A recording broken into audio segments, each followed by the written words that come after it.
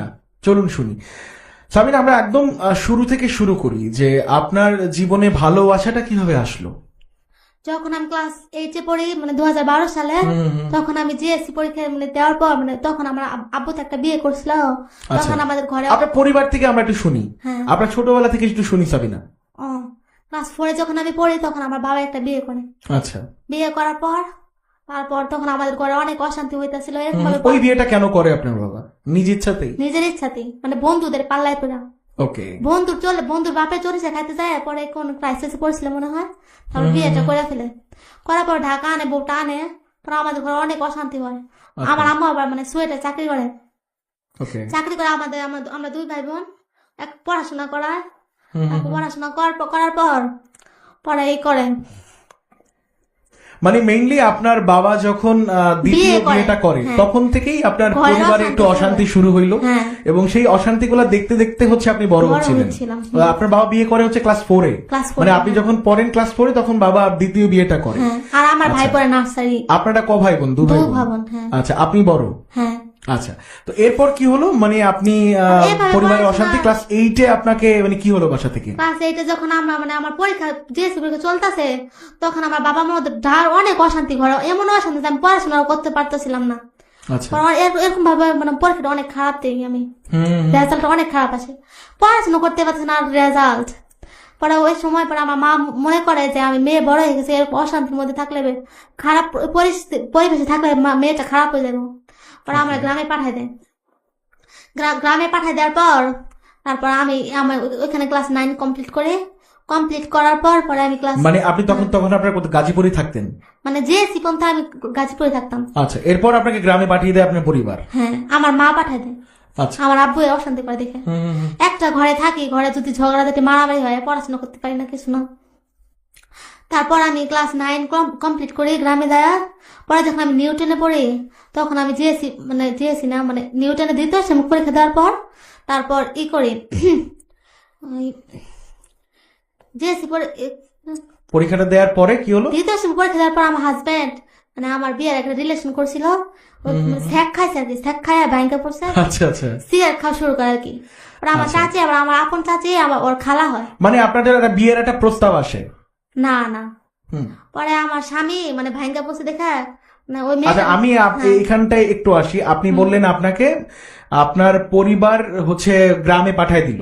হ্যাঁ, গ্রামে পাঠানোর পরে কি হইলো? মানে আপনার আজকে গ্রামে পাঠাতে পারলাম 9 পড়াশোনা, 1 বছর পড়াশোনা করি এখানে। আচ্ছা, 9 পরে আপনার আবার হচ্ছে গাজীপুর চলে আসছে? না না, আমি তখন গ্রামে 10-এ পড়ছি, রেজিস্ট্রেশন হয়ে গেছে গা। আচ্ছা, তারপরে এসএসসি পরীক্ষাটা দেন? না, দ্বিতীয় সাময়িক পরীক্ষার পর পরে আমার স্বামী আমার মানে আমাদের পাশে বেড়াইতে আসে। আচ্ছা, এই জায়গাতে আপনার বিয়েটা তাহলে কবে হয়? এর আগের ঘটনাটা আমরা একটু শুনি। বিয়ে তো পর টেস্টের আগ দিয়ে হয়েছিল। সেই গল্পটা একটু বলেন, কিভাবে তার সঙ্গে আপনার পরিচয় হলো, কিভাবে? বলতেছি তো, আমার স্বামী আমার প্রপোজ করার পর আমি তখন আমার মানে ওগুলো কোনো ইচ্ছা ছিল না। প্রপোজটা কি আপনি যেখানে পড়তেন ওই একই স্কুলে পড়তো নাকি? পরের দিন না, স্কুলে পড়তো না, গুলিস্তান কাজ করে, দোকান করে। আচ্ছা, তো পরিচয়টা হয় আপনার কিভাবে? চাচির সাথে, আমার চাচির সাথে বেড়াইতে গেছে আমাদের বাসা। পরে আমাদের ওই বাসা যায়, পরে আমার পছন্দ করে ফেলে। আচ্ছা, পছন্দ করার পর আমার মানে পরের দিন আমি স্কুলে যাই, স্কুলে সাইকেল নিয়ে আমার চাচতো ভাইয়ের সাথে গেছে। যার পরে আমাদের ওইখানে একটা ব্রিজ আছে, ব্রিজ ডিরেক্ট আমার প্রস্তাব দিতেছে, আমি তোমার করে প্রপোজ করে আর কি। আমি ওইখানে বললাম, তখন আমার মানে রক্ত গরম, আমি ওই ধারণা ছিল না।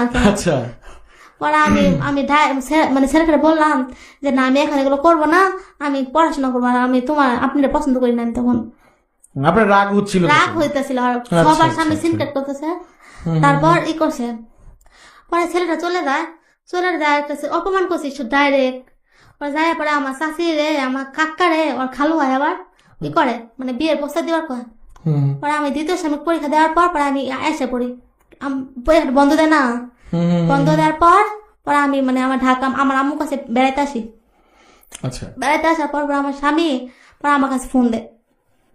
ফোন দেয় মানে নানান ভাবে ব্ল্যাকমেল করতে থাকে। আচ্ছা সাবিনা, আপনি কি কোনো কারণে আজকে গল্পটা বলতে আপনার ভয় লাগছে, বা আপনার একটু অনেক ভয় লাগছে? প্রস্তাব দিল আপনার সঙ্গে, যার বিয়ে হওয়ার কথা ছিল, আপনি খুব বিরক্ত বোধ করছিলেন, তো এরপর কি হলো একটু বলেন। বিরক্ত বোধ করছিলাম, তখন আমার হাজবেন্ড করে, আমার চাচা ওর আবার খালু হয়, মানে আমার মার কাছে বিয়ের প্রস্তাবটা দেয় আমার কাকা, বড় কাকা করে। আচ্ছা সাবিনা, আরেকটা বার একটু থামাই, মানে আপনি তখন কিসে যেন পড়তেন? নিউটেনে তখন পড়তো সাবিনা। ওকে, তারপর কি হলো? তারপর হলো পরে আমার মাকে প্রস্তাব দিয়ে, পরে আমার মা তো এত তাড়াতাড়ি বিয়ে দাও রাজি ছিল না, মানে আমার মার এগুলো ধারণা ছিল না আমার মেয়েকে তাড়াতাড়ি বিয়ে দিব। আমি আমার মায়ের একটা সন্তানই মাইয়া। আচ্ছা। তারপর হলো পরে আমার স্বামী, আমি যখন ঢাকা বেড়াইতে আসি, পরে আমার স্বামীর কাছে বলবো সাথে আমার একটা SMS চলে গেছিল। তারপর আমার স্বামী ওই SMSটা পায় অনেক খুশি। কি ছিল সেই SMS একটু বলেন তো? এইটা আপনি কাকে লিখে আসলে পাঠাইতে গেছিলেন? আমি একটা আমার পাশের বাড়ির ছেলের পছন্দ করতাম। আচ্ছা, ওকে। তো এখানটাতে মানে এই যে মানে আপনি আরেকজনকে পছন্দ করছিলেন, এটা কি আপনার পরিবারে তখন জানতো? না, কেউ জানতো না। আমার মানে পাশের বাড়িওয়ালা ছেলে অনেক পছন্দ, মানে হ্যাঁ সাথে শীতের দিন র্যাকেট খেলতে যায়, পরে আমার হ্যাঁ সাথে মানে পছন্দ হয়ে যায় কি। তখন আপনি নিউটনে পড়েন? হ্যাঁ। সে কিসে পড়তো তখন? ওই ছেলেটা ভার্সিটিতে পড়তো। আচ্ছা, তাহলে এর মানে আপনার জীবনে প্রথম ভালোবাসা ওই ছেলেটা, এটা আজকে জীবনে প্রথমবার বললেন? হ্যাঁ। আচ্ছা, এরপর কি হলো সাবিনা বলেন? পরে যখন আমি ওই ছেলেটা, মানে আমার বাড়িলা ছেলে তো সাহস পাইতেছিলাম না, আমার স্বামীর কাছে ভুলবশত গেছে, ওই এসএমএসটা চলে গেল। হ্যাঁ, চলে গেছে। আচ্ছা। আমার স্বামী তো বিশাল খুশি যে আমার প্রপোজ মানে রাজি হয়েছে, এবং সাথে সাথে টুয়াইসে বসে। আসার পর পরে পরে ফোন দিছে, তা আমি তা রাজি না। পরে আমার স্বামী ওর বাপ মা রে পাঠাইছে, আমার দেখতে পাঠাইছে। আমি একদিন স্কুল থেকে এসে দেখি যে আমার শাশুড়ি আর শ্বশুর বসে আছে খাটে, আমি তো চিনি না কে। পরে আমার মা বলতেছে কে দেখতে আসে। পরে আমি বিয়েটা ভাঙার জন্য অনেক অনেক চেষ্টা করছি, আমি বিয়েটা ভেঙে আমি ছেলেটা পছন্দ করি না। আমার স্বামী অনেক মূর্খ, 8 পর্যন্ত পড়াশোনা করছে। আচ্ছা। আর আমার পছন্দ স্বর্ণটা। তারপর করলাম। তা আপনি তখনও আপনার বাসায় বলেন নাই যে আপনার আরেকটা ছেলেকে ভাল লাগে? না। আচ্ছা, এটা কেন বলেন নাই? সাহস পাইনি। এর মানে তাহলে মানে 9-10 পড়ুয়া যেই ছেলেপেলেরা, এরা আসলে বাবা মাকে ভীষণ ভয় পায় এবং তাদের ভালোবাসার কথাগুলো বলতে পারে না, রাইট সাবিনা? হ্যাঁ। আচ্ছা, এরপর কি হলো? তারপর আমার শাশুড়িকে মানে বিয়ে ভাঙার জন্য চেষ্টা করলাম, এমনকি আমার স্বামীকেও ফোন দিয়ে বললাম যে যে আমার একটা ছেলের সাথে অ্যাফেয়ার আছে, মিথ্যা কথা বললাম। আমার ছেলেটা কিচ্ছু নাই, ছেলেটা জানায় মানে আমার মনে হয় না ভালো লাগার কি। আচ্ছা, মানে ভালো লাগা ছিল, কখনো বলেননি? না, বলি নাই। আচ্ছা।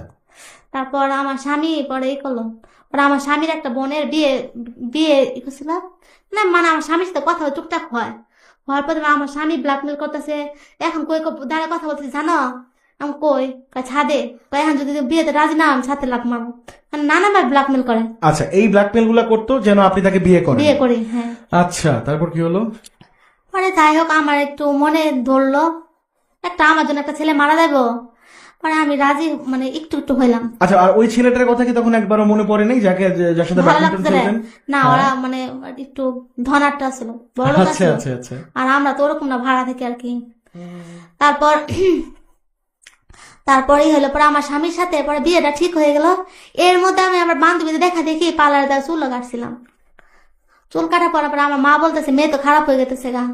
পরে আমার মাইয়া খারাপ হয়েছে, আমার বাপ তো নাই, বাপ তো বিয়ে করে গেছে গা, আমার ছোট মা নিয়ে গেছে গা। আচ্ছা, তখন মানে আপনার মা হচ্ছে সংসার চালাতে আপনাদের 2 ভাই বোনকে নিয়ে? হ্যাঁ, আমার ভাই মাদ্রাসায় পড়ে। আচ্ছা, এরপর কি হইলো বলেন? তারপর বিয়েটা হয় আমার গ্রামের বাসায় যায়, অনেক ধুমধাম। বিয়েটা কত সালে হইছে আপনার কি মনে আছে? 2014 সালে, মার্চ মাসের 9 তারিখে। 2014 সালের মার্চ মাস, এই মার্চ মাসের হচ্ছে 9 তারিখ, রাইট? আরেকটু আমি এখানে সাবিনাকে থামাই। তারপর আমার মানে আমার গ্রামে যায় অনেক, আমি তো একটা মেয়ে ছিলাম, অনেক ধুমধাম করে বিয়েটা দেয় আমার স্বামীর কাছে। মানে আপনার বাবা কি সেই বিয়েতে ছিলেন নাকি আপনার মাই বিয়েটা দেন? আমার মাই, আমার বাবা তো বিয়ে করে গেছে। তাহলে আপনি এই ছেলেটাকে বিয়ে করলেন কেন? যে আপনাকে ইমোশনাল ব্ল্যাকমেল করতে? ওকে, আমি ভাবছি যে আমার জন্য একটা ছেলে মারা যাবে, এটা ভাইবে আমি ছেলেটার প্রস্তাবে রাজি হই। হওয়ার পর বিয়ে হয়ে ওদের বাসায়, কিন্তু ভালো তো বাসতেন না? না, তখন আমার ভালোবাসাটা আসে না, বুঝি নাই ততটা। আমার ভালোবাসাটা আসছে বিয়ের পর থেকে। তারপর আমার স্বামী আমার শ্বশুর বাড়িতে গেলাম, যাওয়ার পর দিনই খাওয়া দাওয়া করার পর নিয়ম কানুন করার পর আমার শরীরে যা গয়নাঘাটি আসছিল, আমার এই গয়নাঘাটি এখন আমার শরীরে উঠে নাই, ওই দিন জানিছে। আচ্ছা, কে নিয়ে যায় গয়না? শাশুড়ি। কেন? আমার বিয়ে শাড়িটা বলতে এখনো দেয় না। আচ্ছা, মানে এইগুলো তিনি কেন নিয়ে যায় জানি না। আচ্ছা, তো শ্বশুর বাড়ির একদম প্রথম দিন থেকে শুরু করি সাবিনা গল্পগুলো। আমি জানি আপনি কিছুটা হলেও নার্ভাস, বাট এই নার্ভাসটা বেশিক্ষণ থাকা যাবে না এখানে। হ্যাঁ, অসংখ্য মানুষ আপনাকে ফেসবুকে শুনতেছে, দেখতেছে, রেডিওতে শুনতেছে, এটা আসলে নার্ভাস হওয়ার কিছু নাই। আপনার জীবনে অনেকগুলো ঘটনা ঘটে গেছে, আপনি আমাকে ফোনে বারবার রিকোয়েস্ট করতেছিলেন আপনাকে যেন আমরা নিয়ে আসি। এই সুযোগটা কিন্তু সাবিনা দ্বিতীয়বার লাইফে কখনো আসবে না আর। হ্যাঁ, তো সেই জন্য আপনাকে যেটা বলবো যে আজকে কথাগুলো বলেন একটু সুন্দর করে সাজায়। বিয়ে হলো, বিয়ের পরে কি হলো সাবিনা বলেন। বিয়ের পর বিয়ের দিন যে আমার স্বামীর ঘরে ঢোকার আগে আমার শরীর থেকে সব গয়না শাড়ি সবকিছু খুলে নিয়ে আমার একটা পুরাতন শাড়ি দিল। আচ্ছা, মানে আমার স্বামীর কাছে যাওয়ার আগে পরে যার কারণে সাজলাম, তার কপালে একটা টিপ ছিল, টিপটা আমি ইচ্ছা খুলে পালাইছি। ওদের কিন্তু বিল্ডিং ঘর, বুঝছেন, পরে বিল্ডিং ঘর থাকার পরেও আমাদের টিনের ঘরে থাকতে দিল ভাঙা ভাঙা আচ্ছা, চোখে। আপনার স্বামী ওটা মেনে নিল? হ্যাঁ, আমার স্বামী ওর মায়ের কথা উঠার বসে। ওকে, তো আপনার স্বামী যখন মানে আপনার হাজবেন্ড আপনাকে বিয়ে করলো, তো ওইটাকে আপনার তার পরিবার থেকে মেনে নিচ্ছিল না বা মেনে নেয় নাই তখন? তখন আমার স্বামীও আমার শ্বশুর সাথে ব্ল্যাকমেল করছিল যে বিয়ে যদি না দেও তাহলে আমি বাসা থেকে চলে যাবো। ওকে, তাহলে তো তিনি দুইটা পক্ষকেই আলটিমেটলি ব্ল্যাকমেল করে। আচ্ছা আচ্ছা, ওকে, আচ্ছা, তারপর কি হলো? আমার স্বামী হইছে ওই বাড়ি কামাই যায়, একমাত্র রোজগার করে, আর কেউ করে না। ওকে, এই জন্য পরিবার চাচ্ছিল না যে এত দ্রুত ছেলেটা বিয়ে করুক। আমার তখন 3টা ননদ ঘরে অলরেডি আছে, তখন কেমনে একটা ছেলের কামাই। আচ্ছা, এরপর কি হলো সাবিনা? আমরা বিয়েটা হয়ে গেল, এরপর কি কি হতে থাকলো আমরা একটু শুনি। পরে বিয়েটা হওয়ার পর আমি আমার শ্বশুর সাথে ঢাকা আসা বললাম। ঢাকা আসার পর আমি ওদের কাছে থাকলাম। জীবনে যা না কাজ করছি আমার ওদের কাছে করা লাগছে জানেন। প্রত্যেক দিন এতগুলো মরিচ বার করে দিছিল, হলুদ, যা যা মশলা আর কি, ভাত পাটাতে বাড়তে হইতো, কাপড় বার করে। মা আমার শাশুড়ি করে বাজার করে, শ্বশুর কামার কারণে দেয়, দুজন কামার কারণে দেয়, হ্যাঁ বাজার করে। আর আমার কাছে সবসময় বলছে যে কিপটাকে করে চলবা, নইলে এই জীবনে বড় হওয়া যাইতো না। আচ্ছা, অনেক মানে উনি তো কিপটা ছিল, মানে আমার কিপটা বানাইতো আর অনেক কাজ করাইতো। প্রতিদিন যাওয়ার আগে কাজ দেখাই দিয়ে গেতো, মশলা বাটবা, পরে করবা, কাপড় ধোবা, অনেকগুলো কাপড় বার করে দিয়ে গেত। এগুলো আপনাকে কি আপনার হাজবেন্ড বলতো? না, আমার শাশুড়ি। আচ্ছা, আমার হাজবেন্ড তখন বলেনি, খালি আমার হাজবেন্ড বলছে যে কাপড়টা আয়রন করে রেখো। পরে কি বলতো, নতুন বিয়ে হয়েছে, করাই লাগছে। আমি একটা মাস থাকি, 1 মাসের ভিতরে আমার 7 দিনের দিন আমার হয়ে যায়, টাইফয়েড জ্বর হয়ে যায়। আচ্ছা, টাইফয়েড যে জ্বর হয়েছিল, 1 টাকার ওষুধ আমার কিনাই না জানি। জ্বরে ভুগতাছি, আমার শরীরে কাঁপতাছি। পর আমার স্বামী আমার ফিজিক্যাল টর্চার, অনেক টর্চার করছে, ফিজিক্যাল রিলেশন আর কি, অনেক ফিজিক্যাল ভাবে টর্চার করছে। ওই অবস্থায় 1 টাকার ওষুধ কিনা দেয়নি, কিন্তু ক্ষমতা কিন্তু ছিল। আচ্ছা, আপনাকে ওষুধটা কেন কিনে দেয়নি? উনি তো আপনাকে পছন্দ করেই ভালোবাসে নাই, জিদের বসে বিয়ে করছে। আচ্ছা, কেন এই জায়গায় একটু আসি, মানে আপনি এইটা কবে জানতে পারছেন?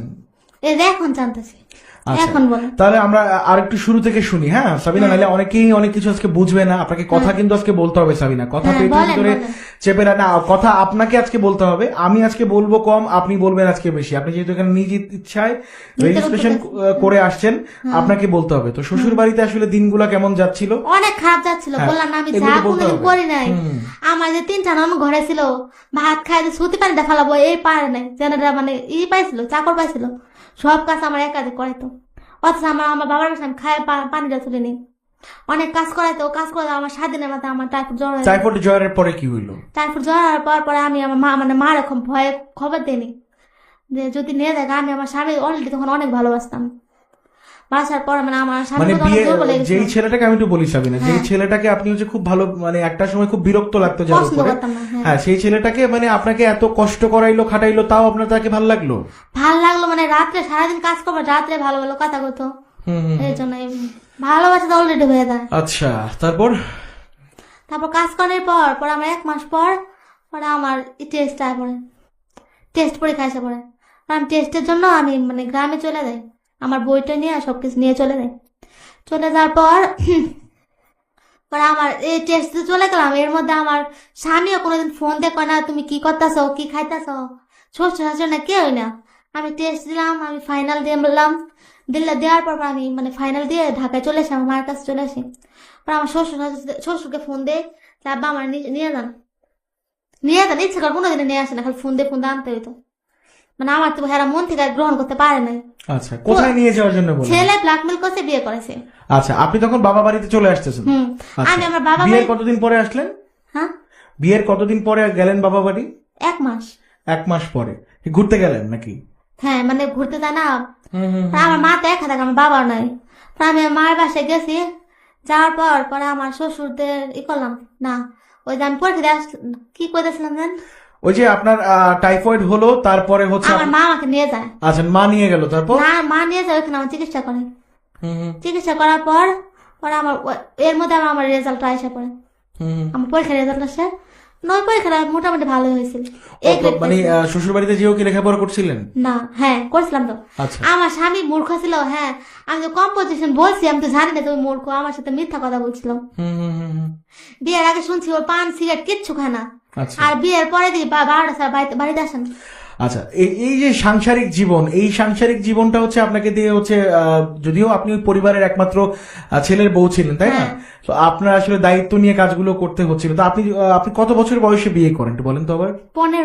15 বছর। তো আপনার এই যে 15 বছর বয়স, আপনার তখন বিয়ের বয়স না, আপনার মা যে কাজটা করছে তো অন্যায় করছে আপনার সাথে। মানে 15 বছর বয়সে আপনাকে কেন বিয়ে দেয় তিনি? তখন আমি একটু অন্যায় করে ফেলছিলাম। মানে কি অন্যায় করে ফেলছিলেন? চুল কাটছিলাম। আচ্ছা, এই জন্য চুল কাটার জন্য হচ্ছে আপনার মা আপনাকে বিয়ে দিয়ে দিল? মানে আমাদের গ্রামের বাড়িতে ওরকম মেয়েরা এরকম করে। রাইট, আপনি তখন গ্রামে থাকতেন, রাইট? হ্যাঁ। আচ্ছা, তারপরে আপনার স্বামীর সঙ্গে আপনার সংসার কেমন চলছিল তখন? তখন এই করলার পর আমি গ্রামে চলে গেলাম। আমার স্বামী আমার মন থেকে কোনোদিনও ভালোবাসে নাই। গ্রামে কেন চলে গেলেন? মানে আপনার স্বামীর সঙ্গে কোনো সমস্যা হচ্ছিল সেই জন্য? না, গ্রামে চলে গেলেন, গাজীপুর চলে গেছিলাম। আচ্ছা, তারপর আমার মার কাছে। পরে আমি আবার করলাম, পরে আমি গ্রামে ঝড় নিয়ে গেলাম। যাওয়ার পর আমি আমার অনেক দিন হয়ে গেছে, আমার নিতে আসে না, 2-3 মাসে ঈদ আয় পড়ছে। আমার বিয়ের 1 বছর মধ্যে কোনো কাপড় চোপড় দেয় নাই। 1 বছর মধ্যে আমার আগের স্কুল ড্রেস, আগের কাপড় চোপড়, মার আলমারি থেকে কাপড় চোপড় বার করে কিনতাম। কোনো কাপড় চোপড় দেয় নাই আমার। খাওয়া দেয়, ঠিকভাবে খাওয়া দিত না, অনেক টিপটা ছিল। আমার শ্বশুর শাশুড়ি বেশি টিপটা ছিল। খালি একটু যখন মাংস রানতো তখন মানে ছেলেরা ভালো দিয়ে লাস্টে এসে যা থাকতো। আমার মানে যা জীবনে কষ্ট না করে আমার শ্বশুর আমি কষ্ট করছি। কি কি কষ্ট করছেন একটু বলেন তো আমাদেরকে। আপনাকে সাবিনা, আমি আবারও বলি, আপনাকে কিন্তু আজকে কথা বলতে হবে। আপনি অনেক কথাই চেপে যাচ্ছেন। আমাদেরকে অফে আর আপনি অনেকগুলা কথা বলছেন, অনেক কিছু ঘটছে আপনার সাথে। তো সেই কথাগুলো কিন্তু সাবিনা আজকে বলতে হবে। হ্যাঁ, আপনি এখানে নার্ভাস হওয়ার কিন্তু কিছু নাই। আপনাকে আবারও বলতেছি, আপনাকে কথাগুলো বলতে হবে। বলেন আজকে। কষ্ট করায় তো যখন মরিচ বাটায়, তো মরিচ বাটায় আমার হাত কোনোদিন থেকে করি নাই, মরিচ কাটি নেই বলতো। ওইখানে আমি মরিচ বাইটা পরে আমার হাত জ্বালা করতাম, তো দুপুরবেলা ঘুমাইতাম। আমার বাপের বাড়ি থাকতাম, আমি দুপুরে ঘুমাইতাম। ওদের বাড়ি দুপুরে ঘুমানোর কোনো নাই, অবস্থা নাই। দুপুরে আমার হাত জ্বালা করতেছে, গোসলটা করে আমি হাত মগজে ঢুকাই দিয়ে শুয়ে আছি। এর মধ্যে আমার খালা শাশুড়ি যায়, আমার শাশুড়ি আমার দেখা তরকারি করতেছে আর কি। আমার খালা শাশুড়ি যায়, মানে আমার বক্তা আছে, বকা দিতে আছে, কেমন বেড়াবো আনলা, ছেলের বউ আনলা, এই শুয়ে খায়, এত নবাবের মাইয়া আছে, এগুলো বলছে। আচ্ছা, পরে এগুলো শুই না, আর আমি শুয়ে থাকতে পারি না, আমি হাতে জ্বালানি আবার আবার কাজ করতে হয়েছে। এরকম ভাবে আর 1 বালতি, প্রত্যেকদিন 1 বালতি কাপড় দিত। আমার মননের, আমার স্বামীর, আমার শ্বশুরের, সবার। আচ্ছা, আরো ছিল চাপ কল, অনেক শক্ত কল ছিল। আমাদের বাসায় তো আছিল ট্যাপ কল ছিল, আর ওদের বাসায় চাপ কল, পারিনি, অনেক কষ্ট করছি 1 মাস। এরপর কি হলো সাবিনা বলেন? কোনে আসলাম ভুলে গেছি। আচ্ছা, আপনি ছিলেন, আপনাকে অনেকগুলো কাজ করা ছিল। আসবো, আমরা সাবিনাকে নিয়ে আসবো। কিছুটা তিনি নার্ভাস, এবং এই নার্ভাসনেসটা আসলে হয়তো বা আমরা দূর করতে পারবো কিনা জানি না, বাট সাবিনার সবগুলো কথা আজকে আমরা শুনবো। বাট তার আগে বলছি, আগামী পর্বে যদি আপনি এখানটায় সাবিনার মতন করে আসতে চান, এবং যাকে আমি আবারও রিপিট করছি, যে এই মানুষটাকে আপনি আজকে লাভ স্টোরিতে দেখছেন, এই মানুষটা শারীরিকভাবে আমার আপনার মতো না। এই মানুষটা আসলে শারীরিকভাবে কিছুটা ডিসেবল। এই মানুষটা চোখে দেখতে পায় না। তার সবচেয়ে বড় যে প্রবলেম, বা সবচেয়ে বড় যে আসলে ইমোশনাল জায়গা, এই মানুষটা চোখে দেখতে পায় না। তো এর পরেও দেখছিলাম যে কিছু মানুষ এখানেও আসলে নেগেটিভ কমেন্ট, যে কেন তিনি সাজায় কথা বলতেছেন না, আপনি আসেন না ভাই, যিনি লিখতেছেন আপনি আসেন না ভাই। আর আপনার যদি মনে হয় যে এটা আপনার জন্য বেস্ট প্লেস না, প্লিজ আপনি সুইচ করেন, সমস্যা তো নাই। বাট এই মানুষটাকে তার মতন করে বলতে দেন আপনি। যাই হোক, আপনার ভালো লাগুক কিংবা না আমার না ভালো লাগুক, কিছু মানুষ যারা এই লাভ স্টোরিটা ভীষণভাবে পছন্দ করেন বা ধারণ করেন, যে মানুষগুলো যারা শুনতে চায় সাবিনার শেষ কথাটা পর্যন্ত, তাদের জন্য হলেও লাভ স্টোরি চলবে রাত 1টা পর্যন্ত। আবারও বলছি, আগামী পর্বে যদি আপনি আসতে চান, তার জন্য RLS নাম, লোকেশন এবং প্রফেশন লিখে পাঠিয়ে দিবেন 26969 নম্বরে। ছোট্ট একটা বিরতি নিচ্ছি, বিরতির ওপারে আবারও আমরা সাবিনাকে নিয়ে ফিরছি। সাবিনার জীবনে ভালোবাসার প্রভাব এবং তার শ্বশুর বাড়িতে আর কি কি ঘটলো, সেই কথাবার্তাগুলো নিয়ে সঙ্গে থাকুন। শুনবো যেখানে আপনাকে আমরা থামাইছিলাম, যে আপনাকে আপনার হাজবেন্ড অনেক বাসার কাজগুলো করাতো, আপনার শাশুড়ি, এবং আপনি বিয়ের পরে আপনি জানতে পারছেন যে জেদের কারণে তিনি বিয়েটা করছেন। এবং আর তারপরে জানতেও পারি যে আমার স্বামীর আগে রিলেশন ছিল, আচ্ছা, রিলেশন ছিল। এটা কি বিয়ের, আচ্ছা বিয়ের আগে কি এটা আপনি জানতেন না? না, আমি বিয়ের পর যে আমার ননদের বিয়ের কতদিন পরে আপনি জানছেন? 1 সপ্তাহ। বিয়ের 1 সপ্তাহ পরে আপনি জানছেন যে আমার তার একটা ননদ রিলেশন একদিন ছিল? গল্প করতে করতে লাভলি কথাটা বলে ফেলছে। আচ্ছা। পরে যে ছবি তুলছে, চিঠি দিচ্ছে, এগুলো আমি পড়ছি। পরে আবার আমার রাগের মাথায় আমি ছাদে যাই, ছাদে যাওয়ার পর সুইসাইড করার চেষ্টা করছিলাম। ও মাই গড, এই পাগলামিটা আপনি কেন করতে গেছিলেন? তখন মাথা খারাপ হয়ে গেছিল। তখন তো আপনি চোখেও দেখতে পারতেন, তখন আপনি আলহামদুলিল্লাহ ভালো ছিলেন। তখন আমি যে মানুষটা এত ভালোবাসলাম, সেই মানুষটা ভালোবাসা সুইসাইড করতে গেলেন, তারপরে কি করলেন? আমি ছাদে 7টার উপরে চলে গেলাম। আচ্ছা। পা চলে বসে চিন্তা করলাম যে সুইসাইড করে কি হইব, বুঝাবো একা বুঝতে পারলাম আচ্ছা। যে লাভ নাই তো, একদমই লাভ নাই। একদমই। তারপর যখন আমি চেষ্টা করলাম, পরে আবার মনে মনে নিজে আল্লাহ বাঁচাই দিছে। পরে আমি ছাদ থেকে নামে আমার চাচির পাশে চলে গেলাম, যাই আলনার তলে যাই শুয়ে আছি রাগে। আচ্ছা, তখন কি আপনার শ্বশুর বাড়িতে আপনি ছিলেন না? না, আমি বাড়ি থেকে চিঠি লিখে গেছিলাম যে আমি গেলাম সুইসাইড করতে গেলাম। এদিকে আমার স্বামী দোকানে ফোন দিছে, আমার মাকে ফোন দিছে, ফোন দিয়ে তো করা মানে জানা হয়ে গেছে। পরে আমি আমার সন্ধ্যা পর্যন্ত আমার চাচির বাসায় ছিলাম, থাকার পর মানে আমি আমার খিদা লাগছিল। এর মধ্যে কারোর সঙ্গে আপনি যোগাযোগ করেন? আমি আমার চাচির বাসায় খুঁজতেছে, আমি আল্লাহ তাআলা লুকাই আছি, পরে কিন্তু ঘরে দেখতে পারতেছিল না। ঘরে দেখা নাই, কোনখানে নেই, কয়ে গেল সুইসাইড করতে গেছে। আমার ননদ আবার মানে চিঠিটা পড়ছিল, চিঠিটা ওর ভাই। চিঠিতে আপনি কি লিখছিলেন? বলছিলাম যে যারে তোমার এত ভালোবাসছিলাম, তো আমি তোমার বাচ্চার মা হইতে চাইছিলাম, এখন তো সেটা তো হলো না, তুমি তো অন্য মেয়েরে ভালোবাসো। আমার যে মেয়েটা ভালোবাসলো আগে, ওই মেয়েটা তখন অলরেডি একটা বাচ্চা হয়ে গেছে। বাচ্চাটা আসার পর পরে আমার স্বামী কুলে নেয়, আমার শাশুড়ি কুলে নেয়। হয়তো মেয়েটা দেখে স্যাপ ফেলায়, আমার স্বামী স্যাপ ফেলায়, কিন্তু বাবাটা আদর করে। তখন ওইটা দেখে আমার একটু খারাপ লাগতো। মানে আমি তো তখন তো জানি যে এই মেয়েটার সাথে রিলেশন ছিল আগে। ওই মেয়েটাও আমার স্বামী দেখায় দেয় বাপ, যদিও রিলেশনটা আগে ছিল, তাই না? আপনার সাথে বিয়ের পরে তো ছিল না। ওই মেয়েটা যে বাচ্চার নাম রাখে তা আমার স্বামীর নামের সাথে মিলায় রাখে।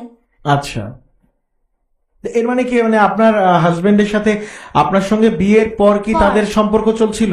না না, আগে আমার ছিল। স্বামীকে আমি রাত্রে ধরছি, তুমি বাবার কুলে নিছো কে, তুমি ওই মায়ের মেয়ে চায় আসছিল কে। পরে বলে কি যে যা হওয়ার তা হয়ে গেছে, বিয়ের আগে হয়েছে, এখন তো আমি তোমার, মানে আমার খালি পাম খাওয়াইছে। আচ্ছা, এরপর কি হলো সাবিনা? পরে করলাম, পরে আমার মানে আমি সাবিনা মাইক্রোফোনের সামনে আসতে হবে, একটু নিচে নামবেন আপনি, আর একটু নিচে। ওকে, এখানে জাস্ট এখানেই থাকবেন আপনি। ওকে, তারপর কি হলো? পরে আমার স্বামী যখন মানে আমার তখন আবার মানে আমার মানে ওই আগের শেষ রিলেশন শেষ, আমার স্বামী কিন্তু নেশা করতো। আচ্ছা, এটা বিয়ের কতদিন পরে জানছেন আপনি? বিয়ের পর থেকে জানতাম একটু একটু, বিয়ের আগে একদম জানতেন না? বিয়ের আগে জানতাম পান সিগারেট কিচ্ছু খায় না। আচ্ছা, অথচ এখন মানে বিয়ের পর শুনলাম নেশাও করে। পরে আমার স্বামী অনেক রাত্রে আসে, মুখ বন্ধ করে জিজ্ঞাসা করে, পরে বলে কি যে আমি সিগারেটই শুনি, অথচ মুখ বন্ধ করে কিন্তু বুঝতে পারি, কিন্তু নতুন বিয়ে হয়েছে হয়তো আন্তরিকতার খাতিরে বলতে পারিনি। আমার স্বামী মানে আমার সাথে শিকার জানা যে ও নেশা করে। এই জিনিসগুলাই যে আপনার মনে হয়েছে যে আপনার স্বামী নেশা করে, আপনার শাশুড়ির সঙ্গে আপনি কখনো বলছিলেন যে? সবাই জানে, সবাই জানতো তার? হ্যাঁ। আচ্ছা, তারপর কি হইলো বলেন? মানে আমার স্বামী তারপর কিছুদিন পর আমি যখন আমার বাসায় চলে যাই, নায়ের বলে না, আমার মা আমার নিয়ে গেছে, নায়ের নিয়ে গেছে। আমার শাশুড়ি ফোন দিয়ে বলতেছে আমাদের কিন্তু বাড়ি বিড়া ছাড়া কিচ্ছু নাই, বাড়ি বিড়া জমি টুকো আর ছেলেকে রেখে দিতে, আর ঘরের ফার্নিচার আর 5 লাখ টাকা আনতে। বলতেছে কি মানে আমার ছেলেটা অনেক সুন্দর, তো বলতেছে কি যে আমার ছেলের আমি অন্যখানে বিয়ে করাইলে আমি অনেক কিছু পাইতাম, এগুলো পাইতাম, তুমি এগুলো আনো নাইলে। এটা আপনার শাশুড়ি আপনাকে বললো? ফোন দিয়ে বললো। আমি ওকে নিয়ে যেতে বলছি, আমার নিয়ে যান। পরে বলতেছে যে তুমি এগুলো ভাও করে তাহলে নিয়ে যাম, নিয়ে যেতাম না, আমি অন্য ছেলের আমি অন্য বিয়ে। আচ্ছা, মানে আপনার কাছে যৌতুকের দাবি আপনার কাছে, তো আপনি তখন প্রশ্ন করেন নাই যে? বিয়ের আগে বলছে আমি একটা সুতা নিতাম না, আমার এখানে নিব। আচ্ছা, ওকে। বিয়ের আগে তো জানে যে আমার বাপ বিয়ে করছে, আমাদের আত্মীয়রা। পরে বলছে এগুলো বলে, বিয়ের পরে নাই আমার ব্ল্যাকমেল করতেছে এগুলো। পরে আমার মার কাছে, মা যখন অফিস থেকে আসে রাত 9টা বাজে আসে, 11টা আসে, তখন আমি আমার তো সংসারটা করতে হবো, অলরেডি আমার স্বামীর আমি লাভ করতেছি। আমার মাকে অনেক কইছি, মানে অনেক কিছু কয়া যে তুমি তোমার মায়ের সংসার করবা দেবো না, মারে অনেক কান্দাইছি। কাঁদের পর মা দাঁড় করে যাই হোক জিনিসপাতি ভাগ করলো 1-1.5 লাখ টাকা। আর আমার শাশুদের খবর দিলাম। আপনার মা তখন কি করতো? চাকরি করে সোয়েটারে জব করতো। সোয়েটারে জব করে 1.5 লাখ টাকা জমাইছে মেয়ের শ্বশুর বাড়িতে যৌতুক পাঠাবে। না আসবাবপত্র দিল আর কি, ঘরে ফার্নিচার। আচ্ছা, ঘরে ফার্নিচার দেওয়ার পর আমার শাশুদের খবর দিলাম। পর আমার শ্বশুর শাশুড়ি এসে নিয়ে গেল। নিয়ে যাওয়ার পর আমি ওদের বাসায় গেলাম। এর মধ্যে আবার আমার স্বামী, আমি 2-3 মাস ছিলাম না, আমার খালাতো যে ননদ ছিল, একটু বললাম যে আমার একটা খালাই করছিল, ঘরে বকা দিতেছিল কাজ করে না কেন, ওই খালাতো ননদের সাথে ওরাই ফের হয়ে গেছে। আপনি কয়দিন বাসায় ছিলেন না? 3 মাস। আচ্ছা, 3 মাস বাসায় ছিলেন। এর মধ্যে আপনার ননদ খালাতো ননদের সঙ্গে আপনার অ্যাফেয়ার হয়ে গেল, পরকীয়া যেটাকে বলে। হ্যাঁ, আমার ননদ আমার স্বামীকে আগে পছন্দ করতে, মানে ওই বিয়ে করতে চাইছিল আমার ওই প্রিয়া, ওই ননদ নাম ছিল প্রিয়া। আমি তার ভাবি হয়ে আমার কোনোদিন সম্মান করতো না, ও আমার ননদ ডাকতো না, বা আমার স্বামী যখন ঘরে আইতো ওর ভাব নমুন অন্যরকম হয়ে যেত, মাথায় ঘুমটা দিয়ে আসতো, শ্বাস করে যেত, একটু মানে পাড়াপা টাইপ যাওয়াকে বলে ওরকম করতো। আমার দেখে অনেক খারাপ লাগতো, তবু কিছু বলতাম না যে ভাই বোন কি বলবো, আমি তো জানতাম না যে এরকম। আমি মানে আমার বাবার বাসা থেকে আসে এগুলো দেখতেছি, কিছু বলি না, মানে এরকম করলো। মানে আমার তখন আমার একটা রুমমেট থাকে না, মামি। আপনি এটা কিভাবে জানলেন যে আপনার অ্যাফেয়ারটা হলো? এটা কিভাবে বুঝতে পারছেন? আমার ননদ বলছে, আমার নিজের ননদ বলছে। আপন ননদ বলে দিল যে তার ভাইয়ের আরেকটা জায়গায় সম্পর্ক হয়ে গেছে। প্রিয়া পছন্দ করা ভাইয়ের কথা স্বীকার জানি, বলতেছে কি প্রিয়া তো বিয়ে করবা চায়, আমার ভাইয়ের বিয়ে করবা চায়, আপনি জামাইয়ের বিয়ে করবা চাইতেছে। মানে আমি তো তখন একটু কষ্ট পেলাম যে প্রিয়া ভাব নমুনা দেখে আমি চোখের সামনে দেখতেছি। যখন আমি কোনো সময় আমার ঘরে আসবো না, যখন আমার স্বামী কাজে থেকে ফিরে আসে, শুক্রবার বাসায় থাকে, তখন আমি মানে বাইরে রান্না করতেছি, ঘরে আসি দিকে এরকম করতেছে, কিন্তু ঘর থেকে তাড়াইতে দেওয়া যায় না। পরে করলাম, পরে আমার ননদ তো বলে দিল। পরে আমার স্বামীর আমি বললাম যে কি তুমি প্রিয়ার সাথে কি অবস্থা, এরকম করো কে? পরে আমার মানে কিরা কাটতেছে সোজা কথা, যে দেখো আমি প্রিয়ার ছোট বোন হিসেবে দেখি, প্রিয়ার বিয়ে করতে আগে বিয়ে করতে পারতাম। পরে করলো। পরে কি হলো? হ্যাঁ, আমার স্বামী মানে আমার রুমমেট আছে না, মামি ডাকতাম, মামি আমার পরামর্শ দিল যে তুমি একটা সাবিনা, তুমি একটা বাচ্চা নাও, তোমার প্রতি মহব্বত না হলে তো বাচ্চাটার প্রতি মহব্বত তোমারই থাকবো। আমি আমার স্বামীর সাথে সংসার করবো। এই বুদ্ধিটা আপনাকে কে? আমার রুমমেট মামি দিল, মানে আপন মামি নেন, রুমমেট মামি আর কি। আমার দিল, আমি যাই হোক বাচ্চাটা নিলাম। বাচ্চাটা আমার কনসেপ্ট 6 মাস হয়ে গেল। বিয়ের কতদিনের মাথায় কনসেপ্ট করলেন আপনি? এটা বলতে পারবো না, হিসাব নাই। আচ্ছা, মনে নেই আপনার? না। ওকে। পরে আমার কনসেপ্টটা হলাম, হওয়ার পর আমি তো খুশি, আমি চেক আপ করলাম, টেস্ট করলাম, আমি খুশি হয়ে গেছি, বাচ্চা পেটে হয়ে গেছে। এখন তখন আমার ননদ এসে ঘরে 2টা ছিল, বিয়ে উপযুক্ত ছিল। পরে আমার শ্বশুর নিয়ত ছিল যে মানে ননদদের বিয়ে দিয়ে পরে আমার বাচ্চাটা চলে, কারণ কামাই যদি রোজগার করে একজন। পরে করলো, আমার শাশুড়িদের বললাম যে আমি আমার বাচ্চা পেটে। পরে আমার সামনে দেখা যায় যে খুশি, খুব খুশি, কিন্তু আড়ালে কিন্তু ওরা অনেক পাইছে আর কি, কষ্ট পাইছে যে আমার মাইয়া দুটান বিয়ে দিব কেনা। সাহায্য চিন্তা তাড়াতাড়ি, যদি আমার বাচ্চার কথা শুনে আমার স্বামী তার ওপর টাকা দিত না। পরে আমার স্বামীরা বললাম, ও খুশি হইলো। পরে আমার শ্বশুর শাশুড়ি বুদ্ধি করলো যে ওকে আলাদা করে দিই, মানে রাগে, আমার শ্বশুর রাগে আমার মানে শাশুড়ি বকা দিচ্ছে, প্রত্যেক রুমের সাথে রুম শোনা যায় না, রুমে বক্তাছে খালি, আমার শাশুড়ি বকা দিতেছে যে ওকে তোর পুলার আলাদা করে দে, তোর পুলারে যুদ্ধে করে দেয়, আমাদের গ্রামের সে বলে, ওগুলো বললো যে যুদ্ধে করে দেবে, আলাদা করে দেবে। আমার স্বামী আমার শাশুড়ি অনেক, আমার স্বামী আমার মায়ের খুব ভক্তি ছিল। আমার স্বামী একদম মানে সকালে বক্তাছে না, আমার স্বামী খাটের মধ্যে বসে আছে, আমার শ্বশুর জুড়ে যায় শোনাছে না, বক্তাছে।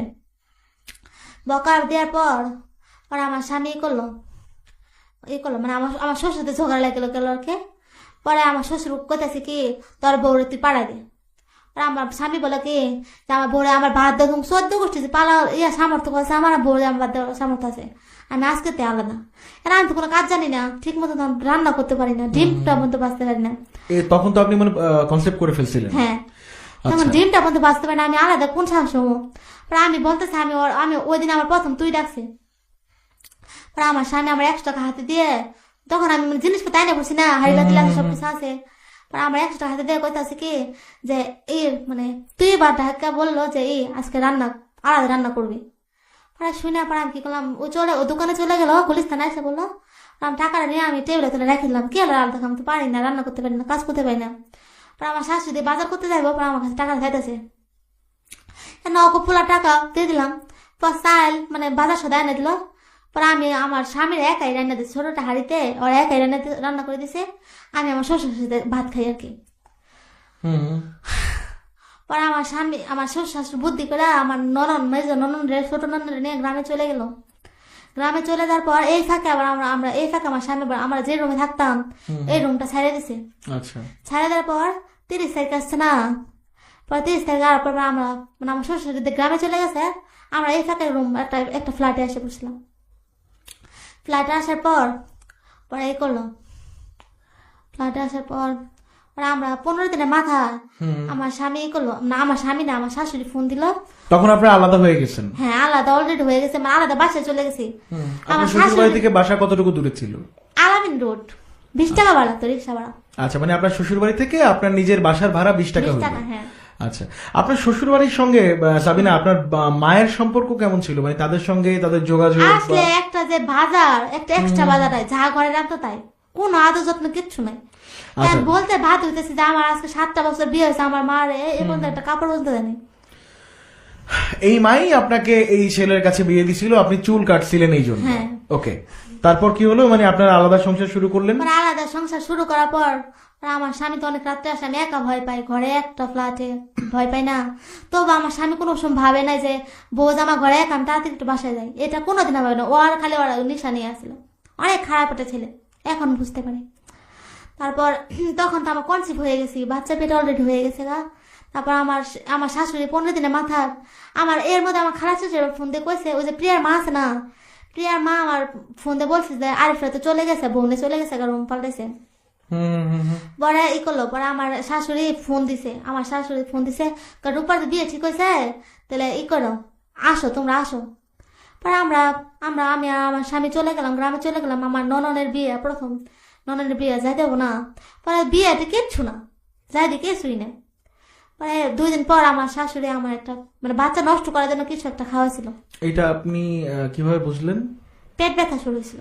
আচ্ছা, কি খাওয়াইছিল জানি না, কিছু। অলরাইট, এখানে একটু আমি সাবিনাকে থামাবো এই কারণে, সাবিনার যখন তার হাজবেন্ডকে নিয়ে আলাদা হয়ে গেল, তারা যখন আলাদা সংসার করছিল, সেই সময়ে আসলে তিনি কনসেপ্ট করেন এবং শুনছিলাম আমরা সাবিনা একটা জায়গায় কনসেপ্ট করে ফেললো। কনসেপ্ট করার পর যখন আলাদা সংসার করছে, এক পর্যায়ে তার শাশুড়ি তাকে কিছু খাওয়াই দেয়, সেখানে আমরা শুরু করব। তো সাবিনা, এরপর কি হলো, আপনাকে কি খাওয়াই দিছিল, ওটা কি মনে আছে আপনার? না, কি খাওয়াছে আমি তখন জানি না। জানানোর পর আমার 2 দিন পর থেকে আমার পেট ব্যথা শুরু হয়। আচ্ছা, অনেক প্রচন্ড পেট ব্যথা করে। আমি ওই অবস্থা আমার স্বামীর সাথে আবার ঢাকা এসে পড়ি। ঢাকায় কেন আসেন? ঢাকায় এসে পড়ি, বিয়েতে না থাকে কি দোকানের লস হইতেছে না। আচ্ছা, পরে এটা ভাই আমি আসা পড়ি, পরে আমার শ্বশুর একসাথে আসা পড়ি। আসার পর আমি আমার বাসায় চলে যাই। চলে যাওয়ার পর আপনার মানে আপনি আপনার হাজবেন্ড যে আলাদা যে বাসায় ছিলেন ওই বাসায় চলে যান? হ্যাঁ, আমি আমার স্বামীর বাসায় চলে যাই। ওকে। পরে চলে যাওয়ার পর পরে আমার তো পেট ব্যথা হইতে খাওয়াই দিছে। আমি তো জানি না, আমি কোনোদিন ভাবতে পারিনি যে আমার শাশুড়ি এই কাজটা করো, কোনোদিন স্বপ্নেও ভাবিনি। আমার শাশুড়ি যারা এত মায়ের মতো দেখছি, এই আমার যে শ্বশুর আমার সবসময় মা ছাড়া কোনোদিন কথা বলে না, আর আমার শ্বশুর আজকে আমার কি করে দিল। আচ্ছা, পরে আমার এই করলো, আমার স্বামীর বাসায় চলে যাওয়ার পর আমার তো প্রচন্ড পেট ব্যথা। এর মধ্যে আমার বড় জেঠা মারা যায়। মারা যাওয়ার পর আমার মৃত্যু সংবাদ আমার গ্রামে চলে যায়। গ্রামে চলে যাওয়ার পর পরে আমার স্বামী মানে আমার স্বামী সহ আমি আমার মা সবাই চলে গেছি, জ্যাঠা মারা গেছে না। পরে দেখো আমার মানে ওষুধটা যে খাওয়াইছিলাম, আমার শরীরের অবস্থা ধীরে ধীরে অনেক চিকন হয়ে যেতেছিলাম, শুকায় যেতেছিলাম, শরীরে হাড্ডি বের হয়ে যেতেছিল, মানে শরীরে মাংস ছিল না বলা চলে। এখন আমার বাচ্চা পেটে অবস্থা, টোটাল অবস্থা আমার ওজন ছিল 29 কেজি। ও মাই গড, আপনার বাচ্চা থাকা অবস্থায় আপনার ওয়েট 29 কেজি। অলরাইট, এবং সাবিনা লাস্ট পর্যন্ত কি আপনি জানতে পারছিলেন যে সেটা কিসের ওষুধ ছিল? হ্যাঁ, পরে কবিরাজ বলছে এগুলা মানে একটু কবিরাজ ওষুধ খাওয়ায় না, ওগুলো বাচ্চা নষ্ট করার জন্য। বাচ্চা, ও মাই গড, বাচ্চা নষ্ট মানে বাচ্চারা যেন মারা যায়, এর জন্য আমার শাশুড়ি চালাকি করে আমার ভাতের সাথে খাওয়াছিল। আমি বুঝতে পারিনি। পরে আমার জ্যাঠা যখন মারা যায় তখন আমি মানে গ্রামে চলে গেলাম জ্যাঠাকে দেখতে চলে গেলাম। যাওয়ার পর পরে আমার মানে আমার মা এই অবস্থা দেখে আমার স্বামীর পাশে যাইতে দেয় না, তুই থাক, আমি তো চিকিৎসা করবো এখানে। এত যে ডাক্তার দেখালাম গ্রামে, মানে কেউ আর ওষুধ ধরতে মানে পেট ব্যথা করে কেন, আমার বাচ্চা ঠিক আছে, সব ঠিক আছে, আমার পেট ব্যথা ধরতে পারতেছে না। তারপর তখন আমার শাশুড়ি অলরেডি আমার আমি ফর্ম করেছি, মানে এর আগে আমি ফর্ম করছিলাম, আমার নননের বিয়ে ছিল না, পরে আমার মানে টাকা দিব, আমার বড় নননের যে বিয়ে দিছিলাম, বিয়ে দেবো, ওই টাকার যৌতুকে টাকা দিব আর কি, 50,000 টাকা মানে এর আগে তুলে দিছিলাম। পরে আমার 50,000 টাকা আবার ফর্ম করেছে আমার দিয়ে। পরে ফর্মটা কিসের ফর্ম? ফর্ম ওই যে কিস্তি লোন তোলে না, আচ্ছা, ওগুলো আমার এতে করাইছিল। আমরা যখন আমি মানে অসুস্থ অবস্থা, আমি পেট পেতে না, আমি গ্রামে চিকিৎসা করাইতেছি, আমার মা তো আবার ঢাকা চাকরি করে, মা ঢাকা এসে বসে, বেতনের সময় হয়ে গেছে। পরে তখন বাচ্চা আমার তখন ঘর ছিল না, মা বলছে যে একটা ঘর টুকটাক যতটুকু ঘর দিতে পারি একটা ঘর ছিল, মানে ওইখানে আমার রাখবো। এর মধ্যে এর আগে আমার শ্বশুর বলছে কি যে আমাদের বংশে যদি প্রথম বাচ্চা হয়, বাপের বাড়ি হয়, তাহলে ওটা মারা যায়, কেন আমার এটা প্রথম বাচ্চা, আমি তো চাই না আমার বাচ্চাটা মরুক। আচ্ছা, পরে আমি ওই ভয়ে আমি আমার মানে শ্বশুর শাশুড়ি দিনে রাতে ফোন দিতেছে যে আসে পড়ো আমার লোনটা তুলে দাও। মানে এটাকে আপনার শ্বশুর বলতে? শাশুড়ি। হ্যাঁ, উনি আসলে খাবারে বিষটা মিশায়। হ্যাঁ। আচ্ছা, তারপর পরে এই করে, পরে আমার মানে আমি প্রচন্ড, আমি আমার মানে আমাদের স্বামীর ঘর করতে হইব, আর এর মধ্যে আমার শ্বশুর ভয় দেখাইতেছে যে আমার বাচ্চাটা মারা দেবো, ভয় দেখাইতেছে, আমি তো প্রথম বাচ্চা হারাতে চাই না, এর আমার মতো অলরেডি হারাইলাইছি। পরে আমার শ্বশুর মানে এরকম করতেছে, পরে ওরা টাকা পাঠিয়ে দেয়। পরে আমি দেশে দাঁড়িয়ে না বলে আমি দেশে পালাই এসে বসে ঢাকা একা, এই প্রেগনেন্ট অবস্থা। আপনার হাজবেন্ড কেউ না বলে আপনি পালাই আসছেন? হাজবেন্ড জানে না, হাজবেন্ড আমাদের বাসায় আমার দাদির না বলে এসে বসি। আসার পরে আমার করলাম, পরে আমার কিস্তির লোকের আছে না, আমার এই শরীরের অবস্থা দেখে আমার কিস্তির টাকাটা দেয় না, কিস্তি টাকা না দেওয়াতে আমার শ্বশুর তো আরো রেগে গেল। আপনি কেন কিস্তির টাকা উঠাইতেন? আমি আমার নননরে বিয়ে দেয়, আমি তো নননটা মনে কাদর করতাম, বিয়ে যৌতুকে টাকা দিতে না। পরে আমার মানে আমার শ্বশুর অনেক রায়গা, পরে আমি আমার স্বামীর বাসা আবার চলে যাওয়ার পরে আমার তো পেট ব্যথা দিনে দিনে বাড়তে থাকে আর কি। এরকম একটা অবস্থায় পরে আমি বসতে পারি না, উঠতে পারি না, কিচ্ছু পারি না, ভাতের গন্ধ সহ্য করতে পারি না, ভাত মাছ কিছুই না। আমার স্বামী চলে যায় কাজে, সকালবেলা দরজা লাগায় আর সারাদিন খুলি না, সারাটা দিন ঘুমাই, সারাটা দিন ভাতকে আমার নাড়ে পড়ে না, মানে ভাত বলতে খাইতাম না। এরকম ভাবে দিনে দিনে চলতে গেছিল। একটা সময় আমি অনেক অসুস্থ হয়েছি, হাঁটতে বলতে পারি না। পরে আমার মা কেমনে, মায়ের মন তো, মা বুঝে গেছে কেমনে, মায়ের একদিন বলে অফিস থেকে আসে অনেক খারাপ লাগতেছে। পরে আমার মা আমাদের বাসা আসে দেখে আমার এই অবস্থা। পরে আমার মা মামের থেকে নিয়ে গেছে, নিয়ে যাওয়ার পর ওইখানে আমার তখন 7 মাস প্রেগনেন্ট অবস্থা, 7 মাস হয়ে গেছে। পরে তো তখন আমি মানে প্রচন্ড পেটে ব্যথা করে, মা তো বাসায় থাকে না, একা একা।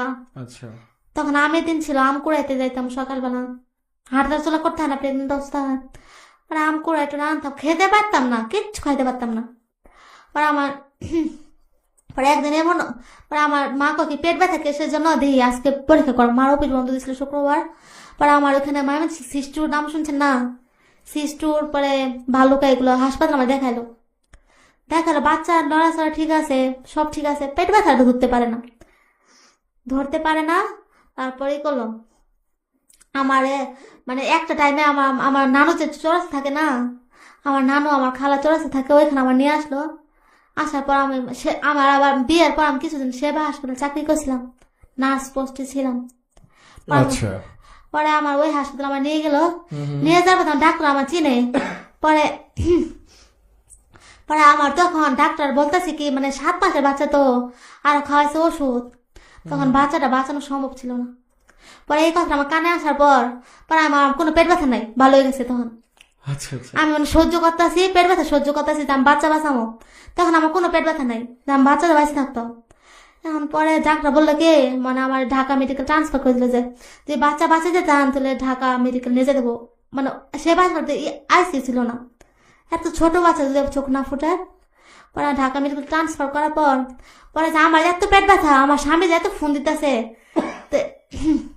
মানে দিনকে দিন আপনার ব্যথা বাড়তেছিল। হ্যাঁ, আমার স্বামী, আপনি জানেন নাই যে আসলে কি হয়েছে? না, তখন কিচ্ছু জানি না, আমি জীবনে কল্পনা করতে পারি না আমার শাশুড়ি। তখন কোনো ভালো ডাক্তার দেখানো হয় নাই? না, মানে যা আলতা শোনো আর কি শোনো।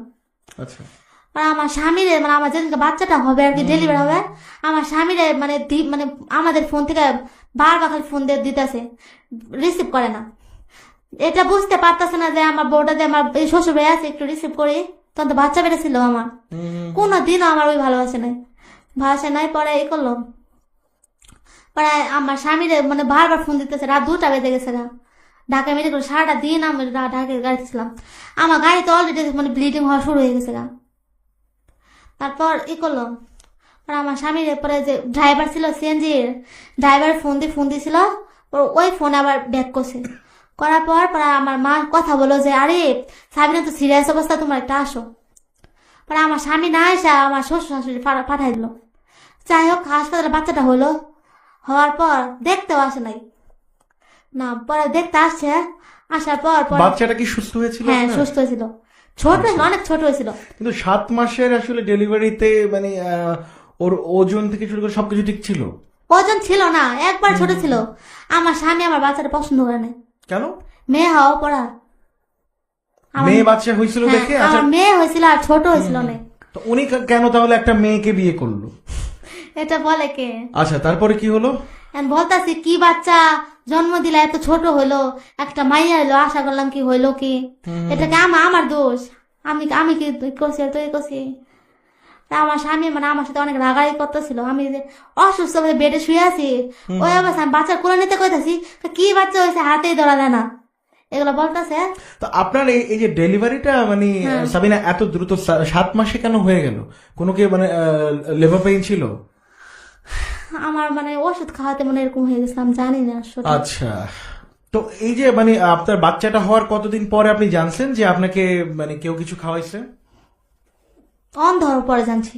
অন্ধ হওয়ার পরে জানছেন? আচ্ছা, তাহলে আমরা পয়েন্টে আসবো। অন্ধ কিভাবে হলো আসলে এই গল্পটাও আমরা শুনবো, বাট তার আগে বলছি আপনি চাইলেই এখানটাতে সাবিনাকে যেই প্ল্যাটফর্মে দেখছেন এই প্ল্যাটফর্মে আপনিও আসতে পারেন আগামী পর্বে। তার জন্য RLS নাম, লোকেশন এবং প্রফেশনটা লিখে পাঠিয়ে দিবেন 26969 নম্বরে। চলছে love story brought you by treat chocolate অপূর্বর সঙ্গে, এবং ফেসবুকে চাইলে রক করতে পারেন, এবং ফেসবুক লাইভের থ্রুতে দুটো পেজেই লাইভ চলছে, facebook.com/apurbo.fm, দ্যাট ইজ APURBO.fm, এবং একই সঙ্গে facebook.com/jago.fm, জাগো এফএম এর একমাত্র verified Facebook page and YouTube চ্যানেলের থ্রুতে আজকে আপনি সাবিনাকে দেখছেন। তো সাবিনা, এরপর কি হলো? আপনার বাচ্চাটা হয়ে গেল? আমার বাচ্চা তো আমার স্বামী পছন্দ করে না, যাই হোক বাচ্চাটা হয়ে গেছে। হওয়ার পর আমার স্বামী তা বলতেছে কি আমার বাচ্চা তো মানে গ্রহণ করবো না আর কি। পর আমার মাকে বললো কি যে আম্মা বাচ্চাটা নিয়ে আপনাদের বাসায় চলে যান, আমার মা চাকরি করে, আর তো কেউ নেই আমাদের সংসারে, বাচ্চা দেখবো কে? আমার শাশুড়ি আমার ননদ তো কোনো চাকরি করে না। পর আমার চাচি আবার বললো কি যে এত ছোট বাচ্চা যদি কিছু হয়ে যায় তো দুষবো আপনাকে, তো ওগো বাড়িতে নিয়ে যান। তারা মা ভাবলো যে আমি তো চাকরি করি, বাচ্চাটা দেখবো কেন, আর আমি অসুস্থ। পরে আমার মানে আমার শ্বশুর বাসার আমার মা আমার নিয়ে 5,000 টাকা বাজার করে দিয়ে আসলো। দেওয়ার পর আমি ওইখানে আমার যেদিন যাই আমি ওই আবার ওইটাই রিপিট করছে, ওই ওষুধটা আবার খাওয়াইছে? হ্যাঁ, ওই ওষুধটা আমার যা 2-3 দিন না খাওয়া, ওই ওষুধটা মানে ভাত পাইতে পাগল হয়েছি, কি দিচ্ছে এটা জানি না, ছুটকি বাদার মতো কি জানি দিল, খাইলাম। খাওয়ানোর পর খিদে আসছে। আপনি প্রশ্ন করেন নাই যে মানে কেন এটা কিসের ওষুধ? না ওষুধ তো বলে নাই, ছুটকি বাতা বলছে, ভাতের সাথে দিছিল। তখন তো আপনি চোখে দেখতে পাইতেন? হ্যাঁ তখন চোখে দেখি। পরে ছুটকি বাতা সাথে আমি জানি না, আমি কোনোদিন ভাবতে পারিনি যে আমার শাশুড়ি এই কাজটা করবো। আর এর মধ্যে আমি বলি আমার মামা শ্বশুর কিন্তু এগুলো করে। আপনার মামা শ্বশুর এই কাজগুলো করে? আমার মামা শ্বশুর কাজটা করে। তখন আমি জানতাম না এগুলো যে করে। হ্যাঁ, তারপর মানে আমার শাশুড়ি আমার মামা শ্বশুর কাছে টানছিল। পরে বাচ্চাটা যখন মানে যেদিন যাই আমি ওদের বাসায়, ওই দিন তো আমার এই কাজটা করলো, আমি কিন্তু মানে হাঁটতে মতো পারতেছিলাম না। পরে আমার স্বামী ওই দিন আমার 6 দিনের দিন আছে না, 6 দিনের দিন আমার বাচ্চাটা অসুস্থ হয়ে যায়, ছোট বাচ্চা ছিল না, জন্ডিস হয়ে যায়। পরে শ্যামলী শিশু হাসপাতালে ওকে ভর্তি করানো হয়। ভর্তি করানোর পর আমি আমার মাকে ফোন দিয়ে বলছি মা বাপু তো অসুস্থ, তুমি আসো। পরে মা অফিস বাদ দিয়ে আসছে, শ্যামলী শিশু হাসপাতাল আসছে। এর মধ্যে আমার শ্বশুর আমার নিতে আসছে, ওগো মাথায় যে অন্য বুদ্ধি আমি জানতাম না। পরে আমার শ্বশুর আমার নিতে আসে, পরে আমি তো বাচ্চা লেগে পাগল। পরে আমার শ্বশুরের কথা আমি এক কাপড় চলে গেছি হাসপাতালে। সিএনজি কি হয়েছে পরে আমার মনে নেই, পরে কি হয়েছে জানি না। পরে মার কাছে শুনছি যে আমি হাসপাতাল যাওয়ার পর আমার প্রচুর ব্লিডিং হয়েছিল। হওয়ার পর আমার বাচ্চা হয়ে যাওয়ার পরে ঘটনা বলতেছেন?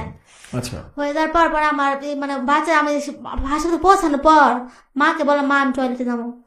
টয়লেটের কথা যাওয়ার পর ব্লিডিং হতেছে, মানে ধলা ধলা ব্লিডিং বলে ধলা ধলা কি প্রচুর ব্লিডিং হয়েছে। 3বার বলে আমি সেন্সলেস হয়ে গেলাম। সেন্সলেস হওয়ার পর মা বাচ্চাটা রাই খাই আমার নিয়ে দৌড়াদৌড়ি করতেছে। বাচ্চা আমি মনে করছি মরে যাবো গা, আমি তো আমার মায়ের একটা মাই। পরে আমাকে আবার ঢাকা মেডিকেল আবার 15 ভর্তি করাইলো। 15 ভর্তি করানোর পর পরে ওইখানে আমার বাবুরে আবার ওইখানে নিয়ে গেছিলাম। নিয়ে যাওয়ার পর আমার অনেক মেন্টাল মানে পাগল হয়ে গেছিলাম। পাগল হয়ে যাওয়ার পর না প্রথম পাগল হয়ে যাওয়ার পর আমার বাচ্চাটা আমার খাবার খাইবো এটা দেওয়ার আমার শক্তি নেই। আমার বাচ্চারা আমার খাবার খাওয়াতে দেয়, আমি বাবুরে কামড়াই। কোনো মা কি দেখছেন বাবুরে কামড়াইবো আর কোনো খাবার খাওয়াতে দিব না? আচ্ছা এটা বলেন। তখন তো আপনি চোখে দেখতে পাচ্ছিলেন? হ্যাঁ আচ্ছা তখন চোখে দেখি। তো এই যে মানে আপনি আপনার বাচ্চাকে সহ্য করতে পারতেছিলেন না, এটা কেন ছিল? মেন্টালি আমার প্রবলেম ছিল। তাহলে আপনার শাশুড়ি আপনাকে দ্বিতীয়বার যেই ওষুধটা দিল ওইটা হয়তো বা আপনার স্মৃতি বা মানসিক কন্ডিশন যেন নষ্ট হয়েছে সেই জন্য কিছু একটা। হ্যাঁ আর গাড়ি যেটা আমার শ্বশুর কি করছে আমার কিচ্ছু মনে নেই, কিন্তু যার পর আমি তো ব্লিডিং হবে। যদি আমার গাড়ি অ্যাক্সিডেন্টই হয় তাহলে আমার শ্বশুর ভালো থাকার আমি অ্যাক্সিডেন্ট করলাম, এটা আমার একটা প্রশ্ন। শ্রোতাদের কাছে আমার এটা প্রশ্ন থাকবে যে এটা কিসের জন্য হলো? আপনি বলতে পারেন যে একটা মেয়ের সাথে কিসের জন্য এরকম একটা মা বাচ্চার কামড়াইতে পারে, বাচ্চা গলা টিপে ধরতে পারে, কোনো মা কি নিজের বাচ্চারা মারতে পারে? তারপর আমার বাচ্চারা আমি কোনোদিন খাবার খাওয়াতে না। আর আমাদের আর্থিক অবস্থা কিন্তু ভালো না, আমার বাবা আমার কাছে নাই, আমার মা শুধুমাত্র আমার মা আমার চালায়। মার তখন চাকরি হতো মানে একটা অবস্থা ছিল না, যা ব্যাংকে মুখে জমাইছে তখন ওই যে বললাম না জিনিস দিছিল, জিনিস দেওয়ার সময় সব শেষ করে দিছে। পরে বাচ্চাদের দুধ কিনা দিব, এই দুধ কিনা টাকার মধ্যে আমার মার কাছে ছিল না। পরে আমার স্বামী কিন্তু ক্ষমতা ছিল যে বাবু একটু দুধ কিনা দিই, উনি দেয় নাই না। এই মানে 6টা মানে বাচ্চা ছিল, একটা ডিব্বাও দুধ কিনা দেয় নাই।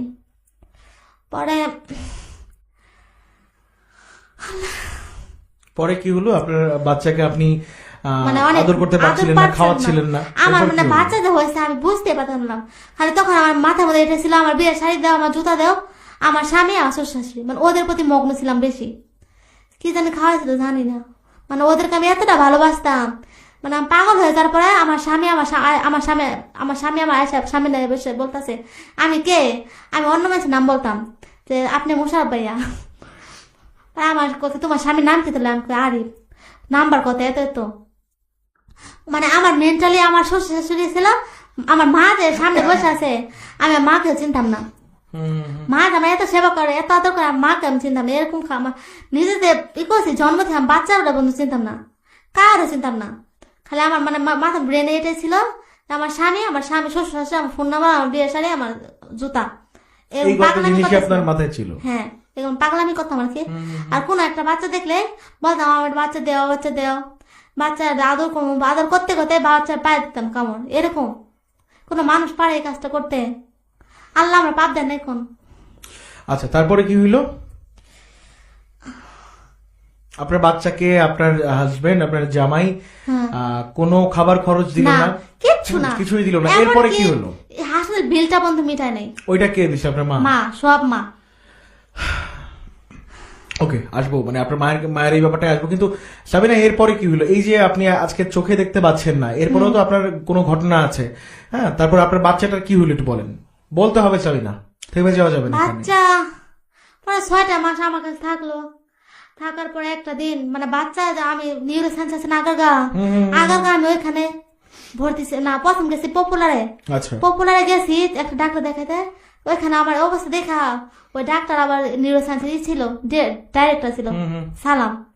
পরে ডাইরেক্টর আমারে মাইক্রো দিয়ে পাঠাই দিল নিউরোসায়েন্সে পাঠাই দেওয়ার পর আমি ওইখানে 14 দিন থাকলাম। এর মধ্যে আমার বাচ্চাটা আমার নানুর কাছে হয়ে গেছি। আমার নানু তো বৃদ্ধ মানুষ, গরমের দিন ছিল, ফ্যান চালায় ঘুমাইছে, বাচ্চা খাবার ছিল না, নানু কেউ সামর্থ্য আছে। আমি বাচ্চার বাবার ফোন দিয়ে বলছি আপনার শ্বশুর কিংবা শাশুড়ি কেন দায়িত্ব নিচ্ছিল না তার মানে নাতনি? মায়েরা ভরে ধাক্কা, আমি আমার বাচ্চা মারা দেয়, পুরো আর এখানে বিয়ে করাবো, যৌতুক পাবো, অনেক লোভী ছিল, অনেক কৃপণার লোভী ছিল।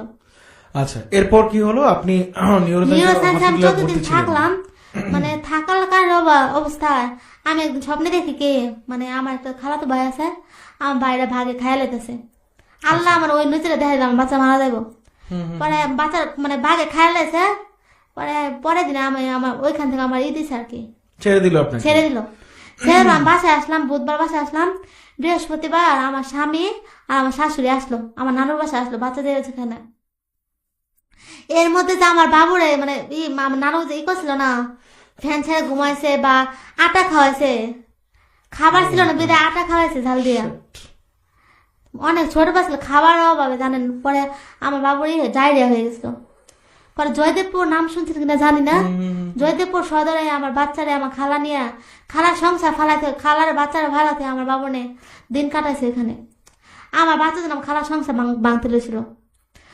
আমার পক্ষে আমার খালার অনেক শ্রদ্ধা, অনেক বেশি। আমার ছোটবেলা খালা আমারও পালছে, এবং আমার হাসপাতাল থাকাকালীন অবস্থা আমার খালা আমার বাবুরে পালছে।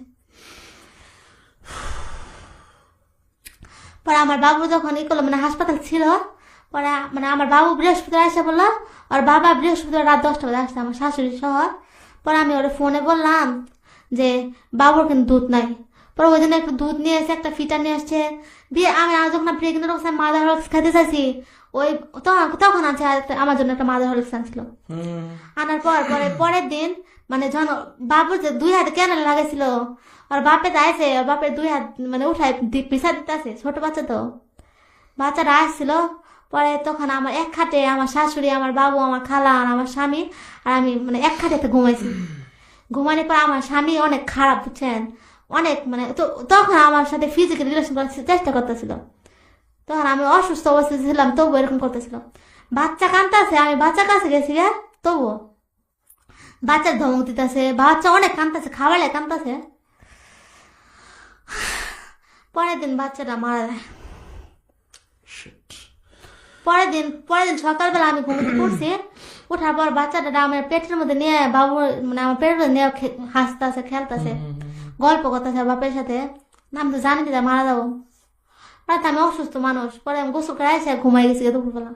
পরে এর সুযোগ কর বাবু নিয়ে মানে বাবু এর মধ্যে বলে আমার মার কাছে শুনছি বাবু ছোট বাচ্চাদের চান্দি টাইপের জায়গা, কিন্তু এমদা চান্দি টাইপের গেতেছিল গা। পরে আমার শাশুড়িকে বললো, আমার মা বললো আর আমার স্বামীকে বললো, আরে বাবু না হাসপাতালে যাও। পরে হাসপাতালের কথা কয়া আমার স্বামী আর আমার শাশুড়ি গিয়ে বলে হাসপাতালের কথা কয়া মানে ওদের পাশে নিয়ে গেতেছে গা। হ্যাঁ, নিয়ে যাওয়ার পর ওই অবস্থায় আপনার বাচ্চাকে আমি ঘুমের মধ্যে হাসপাতালেও নেয় নাই না, হাসপাতাল নিয়ে যাওয়ার মানে বদলি ওদের পাশে নিয়ে গেছে গাড়ি দিয়ে। আচ্ছা, পরে রাস্তায় বলে বাচ্চাটা মারা যায়। আমি কিন্তু স্বপ্নে দেখতেছি যে বাচ্চাটা মরে গেছে গা, এরকম করতেছে। বাচ্চাটা মারা গেছে আমার জানায় না। তখন তো আমি মেন্টালি গেছিলাম, পেশেন্ট ছিলাম, পাগল টাইপের। তখন বাচ্চাটা তো বুঝতাম না। তারপর মাতৃতে ভূতটা তা ছিলই। আমরা সাবিনার কাছে আসবো। রাইট, সাবিনার কাছে আমরা আবার যাব। সাবিনা, তারপর কি হলো? আপনার বাচ্চাটা মারা গেল, এরপর কি হলো? আমার স্বামী কিন্তু ক্ষমতা ছিল যে বাচ্চার চিকিৎসা করা বা আমার ভরণ পোষণ করা। একদম বাচ্চাটা হওয়ার পরে একদম খরচ দেওয়া বন্ধ করছে, বাবুর দুধ দেওয়া বন্ধ করছিল, একটা টাকা দেয়নি। আপনার মা এই সবগুলো খরচ করতো। আচ্ছা, তো এরপরে কি হলো সাবিনা? আপনার বাচ্চাটা মারা গেল, তারপর? বাচ্চাটা মারার পর মানে আমি যেন ভাইঙ্গা না পড়ে ওর বাবার কান্নাকাটি করতেছে।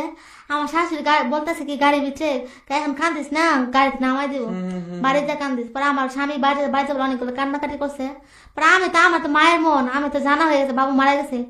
আমি এর মধ্যে স্বপ্নে দেখি আমার মা মানে খবর দিচ্ছে মনে হয়, আমার মা কান্না করতেছে, আমি স্বপ্নে দেখতেছি যে আমার বাবু মারা গেছে, আমি কাপড় শুনে কান্দতেছি।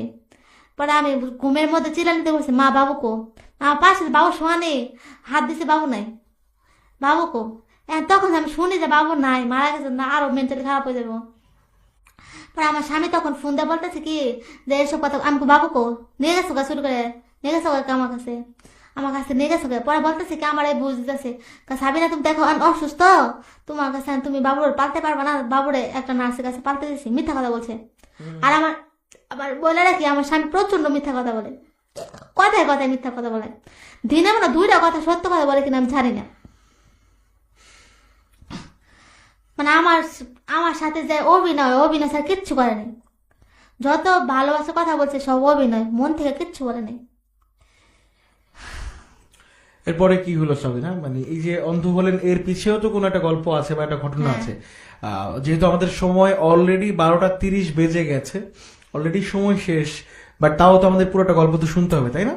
তো এরপরে এই যে আপনার চোখে প্রবলেম হলো, এইটা কিভাবে হইলো বা আপনার বাচ্চা মারা যাওয়ার কতদিন পরে হলো একটু বলেন এখন। বাচ্চা মারা যাওয়ার আগে অন্ধ হয়ে গেছে, বাচ্চা দেখিনি। এমন আমার মা আমি বাচ্চা চেহারা মনে করতে পারি না, বাচ্চা চেহারা আমার। তাহলে আপনি অন্ধটা কি হন মানে আপনার বাচ্চা হওয়ার আগেই নাকি না বাচ্চা হওয়ার পর?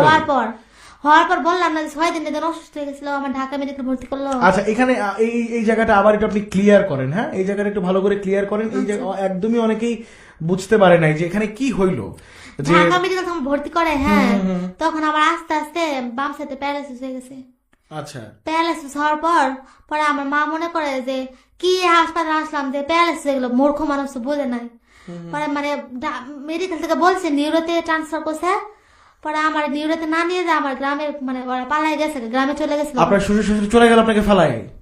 শ্বশুর তো আমার শ্বশুর 6 দিনে 3 দিন গেছে। আচ্ছা, তখন আমার মা, তখন কি আপনি চোখে দেখতে পাইতেন? হ্যাঁ। আচ্ছা, এরপরে কি হলো? আমার বাম সাইড প্যারালাইসিস হয়ে গেল। হয়ে যাওয়ার পর আমার মা মনে করছে যে এই হাসপাতাল উন্নতি পাইতেছে না, দিনে দিনে অবনতি, হাঁটে আনলাম আর প্যারালাইসিস হয়ে গেল। পর মনে করছে আর আমার এমন অবস্থা যে মারা যাবো গা। আমার অ্যাম্বুলেন্সে ভাড়া করছে, গ্রামে নিয়ে গেছে। নিয়ে যাওয়ার পর আমার ভাবি একটা ছিল, পর ভাবি কুলোকে নিয়ে দেয়। পরে আমার উত্তর থুয়ে দিছে, মারা যাবো। সবাই তসবি পড়তেছে, মারা যাবো। একটা মানুষ তখন, আপনি তখন জীবিত, হ্যাঁ, আপনাকে সবাই ভাবছে যে মারা যাবে না। হ্যাঁ, আমার উত্তর থুয়ে সবাই তসবি পড়তেছে যে আমি মারা যাবো। সবাই দোয়া দৌড় পড়তেছে, সবাই খায় দেয় রেডি হইতেছে কোন সময় নিঃশ্বাসটা যাবো গা। পর নিঃশ্বাস যাবো গা, পরে এর মধ্যে আল্লাহ হায়াত রাখলে আমি আর মারা গেলাম না। বাবু আমার পাশে কান্না করে তখন বাবু বেঁচে আছে। আমি তখন বুঝতে পারি না বাবু যে কান্দাছে, বাবু উঠে না যেটা আদর কম বা একটু খাওয়াবো, এই অবস্থা আমার নাই, বুঝতেই পারতাম না। পরে আমি তখন আর বিছনার ভিতরে সবকিছু নিজে উঠে বাথরুম যাবো এগুলো করতে পারিনি। তারপর পরে আমার স্বামী আমার টোটাল খরচ দেওয়া বন্ধ করেছিল, টোটাল 15 দিন। এরপর চোখের প্রবলেমটা কি হলো সেটা বলেন। পরে আমার মানে দেশে যাওয়ার পর গ্রামে এখন অনেক কুসংস্কার আছে। গ্রামে একটা কবির খবর দিল, ওই লোকটা মানে মহিলাটা এসে আমার সারা শরীর মরিচ লাগালো, মাথা থেকে পা পর্যন্ত মরিচ লাগালো, প্যারালাইসিস ভালো করবো। লাগানোর পর আমার ঝাড়ু দিয়ে পিটাইছে। এই ঘটনাগুলো কতদিন আগের? প্রায় 15 সালে। 2015 সালেও তো বাংলাদেশটা আসলে এতটাও ডাউনে ছিল না যে তখন কবিরাজ আপনাকে গায়ে মরিচ লাগাবে বা হচ্ছে। এই কবিরাজ কেন দেখাচ্ছিল? আপনার মা আপনাকে ডাক্তারের কাছে নিয়ে যায় নাই? না, মানে প্যারালাইসিস হয়েছে তো ডাক্তার কাছ থেকে নিয়ে গেছিল গ্রামে, মনে করছে কবিরাজ দেখালে ভালো হইব। পরে আমার কবিরাজটা মানে মহিলা মানে চামার বলে না, চামার মহিলাটা চামার ছিল, সারা মাথা থেকে পা পর্যন্ত মরিচ লাগায় আমার ঝাড়ুতে পিটাইছে। পরে ওই দিন বিকাল থেকে আমার চোখে দেখি না, মনে হয় ওই মরিচের থেকে গেছে না চোখটা।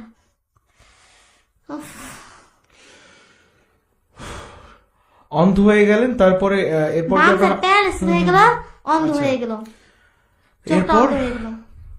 তারপর কি হলো? পরে আমার বাচ্চা তখন বাইসে আছে, বাচ্চার দুধ নাই, আমার ওষুধ নাই, কোনো চিকিৎসা নাই, এমনি সারাদিন পরে থাকি, খাবার নাই ঘরে, অনেক অভাবী, কে ঘরটা পর্যন্ত নাই। তখন দাদির ঘরে থাকি, দাদি ঘরে থেকে তারা দিতেছে এরকম। আমার দাদিও ভালো না, মারে দেখতে পারে না।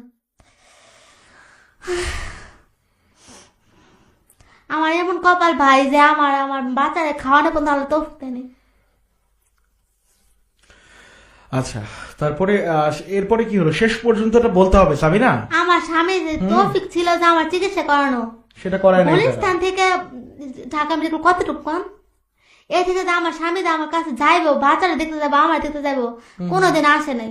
দোকান যদি আসে, মা দোকান খুলে আসে, মানে ওইটা ওর বউ ছিল, দোকান প্রাণ ছিল, নিশা কথা ওইটা বলে রেখে দোকান খুলে রেখে আসি, মিথ্যা কথা বলছে, আমার কাছে আসে বসে নাই। এর মধ্যে আমি বলি যে আমরা যখন বাচ্চারা না গেছিলাম শ্বশুর বাড়ি, আমার স্বামী আমার কাছে না এসে, ওই আগে যে অ্যাফেয়ার ছিল না প্রিয়াদের ঘরে যে ঘুমাইতো, ওর সাথে শয়তানি করে, পাড়াপাড়ি করে, ওদের ঘরে খায়, ওদের ঘরে ঘুমায়, ওর সাথে আবার শুরু হয়ে গেছে। পরে বাচ্চাটা মারা যাওয়ার পর ওই যে ডায়েরি করছিলাম না, ডায়েরি করার পর পরে পরে আমার থানায় ডায়েরিটা কি আপনার মা করে নাকি? না, বাপ করে। আপনার বাবা? হ্যাঁ।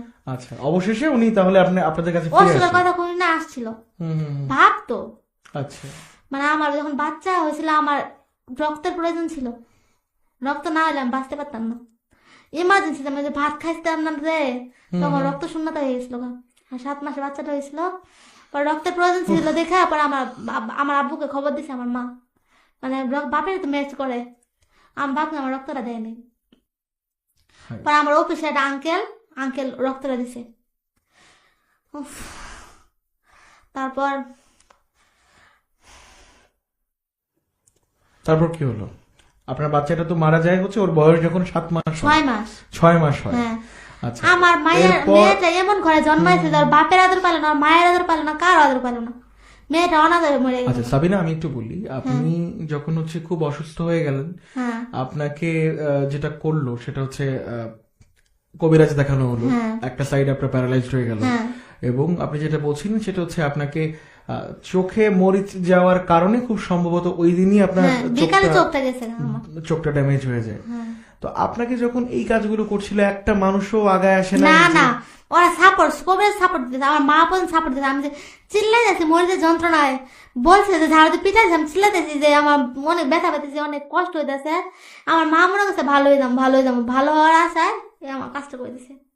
আর তাছাড়া এর আগে 2-3 বার আমার পেটে অলরেডি ওষুধ পড়ছিল, বললাম ওষুধ খাওয়াইছিল, ওটা একটা ইনফেকশন আছে। আর ওর মধ্যে ওষুধটাকে আপনি কি মানে কনফার্ম ছিলেন যে ওই ওষুধটা আসলেই আপনার শাশুড়ি বা শ্বশুর বাড়ি থেকে তারা ইচ্ছা করে খাওয়াইছিল যেন বাচ্চাটা নষ্ট হয়ে যায়? হ্যাঁ। এটা আপনি কার মাধ্যমে জানতে পারছিলেন? কবিরাজ। ওই যে যেই কবিরাজ আপনাকে মানে সুস্থ করতে আসছিল? হ্যাঁ, না এর কাছে না, অন্য কাছে, আরেকজনের কাছে। হ্যাঁ, আয়না পড়া যায় না, ওই আয়না পড়ার কাছে শুনছিলাম। শেষ পর্যন্ত কি হলো সাবিনা? আপনার শ্বশুর বাড়ির লোকজন এবং আপনার সংসারের কি হলো বলেন? সংসার কি হলো, আমার স্বামী আমি এতটা ভালোবাসি যে আমি ওর সাথে 2 দিন কথা না বলে থাকতে পারি না। আজকে 5টা বাজে আমি ওর সাথে কথা বলি না। এখন কিন্তু আমার স্বামী বিয়ে করছে। আপনার সঙ্গে কি তার ডিভোর্স হয়েছিল? একবার বলতেছি তো, আমার স্বামী ওই যে ডায়েরি করছিলাম না, ডায়েরি করার পর অলরেডি মানে সরকারি হয়ে গেছে। পরে আমার স্বামী ওদের গ্রামের পাশে বেড়াইতে আসছে, আসার পর ওদের গ্রামে শুয়ে আছে, ঘরে শুয়ে আছে, পুলিশরা সিভিল পোশাকে আসা ধরে নিয়ে গেছে। নয় পর আমার স্বামী তো জেলে, আমার তার মন মানতেছে, আমি তো লাভ করি। করার পর আমি তো কান্নাকাটি করতেছি, মা কান্নাকাটি করতেছে, মার তো একটা মেয়ে আমি জেলে থাকবো, আমিও কান্নাকাটি করতেছি। তখন তো রাগের বসে করছিল, ডায়েরিটা করছিল, তখন তার মন মানতেছে না আমার জেলে থাকবো। আমি আমার শাড়ি শুড়ি পেরা দেখা করতে আমি একটা বছর আমার স্বামী দেখি নেই তখন। কিন্তু এই স্বামীর জন্যই তো আপনার জীবনের থেকে আপনার বাচ্চাটা চলে গেল, আপনি এক হিসেবে আপনার চোখে দেখাও আপনার বন্ধ হয়ে গেল, আমার বাচ্চার চেহারা পর্যন্ত মনে নেই। তাহলে আপনি মানে এই স্বামীর কাছে আবার কেন ছুটে গেলেন? কি ভালো? আমার স্বামী অনেক ভালোবাসতাম, এখন পর্যন্ত খুব ভালোবাসি। ওকে, তারপরে আমার স্বামীর আমি দেখার জন্য আমি পাগলের মতো সাইডে শুধু উঠে গেলাম, আমার স্বামী একটা নজর আমি দেখবো না, দেখতে পারি না অবশ্য, একটু কথা বলবো, একটা হাতটা ধরবো, আমি গেলাম। যাওয়ার পরে আমার খালা শাশুড়ি আছে, চালাকি করে আমার টিপস নিলাম ডিভোর্স দিতে পারে। আচ্ছা, এটা কেমনে নিল একটু বলেন তো? আপনি যখন আপনার হাজবেন্ডকে দেখতে গেছেন, আমার খালা শাশুড়ি মানে ওই কোর্টে গেছিল, তারপর আমি বলতেছি খালা আমি আপনার ব্যাগ দেখবো, আপনার ব্যাগ দেখবো, পাগল হয়ে গেছি, কত দেখি না। আমার খালা শাশুড়ি বললো কি যে এই পেপারে সাইন দাও, তারা এই আরিফে দেখবো। আমি সই দিতে পারি, আপনি দেখলেন তো সই দিতে পারি, আমার সই না নিয়ে আমার হাতে টিপস নিল, 2টা টিপস নিল। নেওয়ার পর আমি যে গাড়িতে গেছি ওই গাড়ির মধ্যে নিচে বসে আছি, গাড়ির ফ্লোর আছে না, ফ্লোরে পা ঝুলায় বসে আছি। পরে যে মানে নিল দিবস নিল, হে বেটা আবার গেছে আমার কাছে আরেকটা শনিবার। আমি তখন কিন্তু জানি না এটা দিবস পেপার। আমি খালার হাত ধরে করেছি, খালা এখন যাই দেখা করে, আমি তো মন মানতেছে না। পরে আমার স্বামীরে দেখা লেগে পাগল হয়ে গেছে, আমার দেখা করবার নিয়ে জানা, ওটা তো দিবস পেপার। আর কিন্তু দেখা করতে কিন্তু কোনো সই লাগে না, টাকা দিলে চলে। আমি তখন এটা জানতাম না। পরে আবার সই নিতে আসছে, পরে আমি এটা কিসে সই, বারবার সই নেওয়া লাগে একটা মানুষের দেখা করতে। পরে ওই লোকটা বলে কি এটা কিসে, ডিভোর্স পেপার। পরে শুনে আমি আর আরেকটা সই না দিয়ে মানে কান্নাকাটি, মানে ওই মাসে কান্নাকাটি শুরু করতেছি যে আমি তোরা ডিভোর্স দিতাম না। এই যে আপনি আপনার হাজবেন্ডকে দেখতে গেলেন, আপনার সঙ্গে কে গিয়েছিল? মা, সব মা।